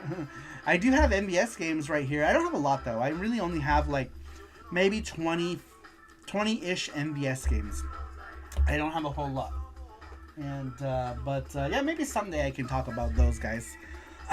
Maybe as a, I don't know, 3DO. 3DO would be a good one. I do have more 3DO games than I do MVS games. I own like 2 AES games and 20 something MVS games. But I do have maybe, what would you say, we have like 30, 40 in 3DOs? 30, yeah, about 30. Counting the US ones? 35.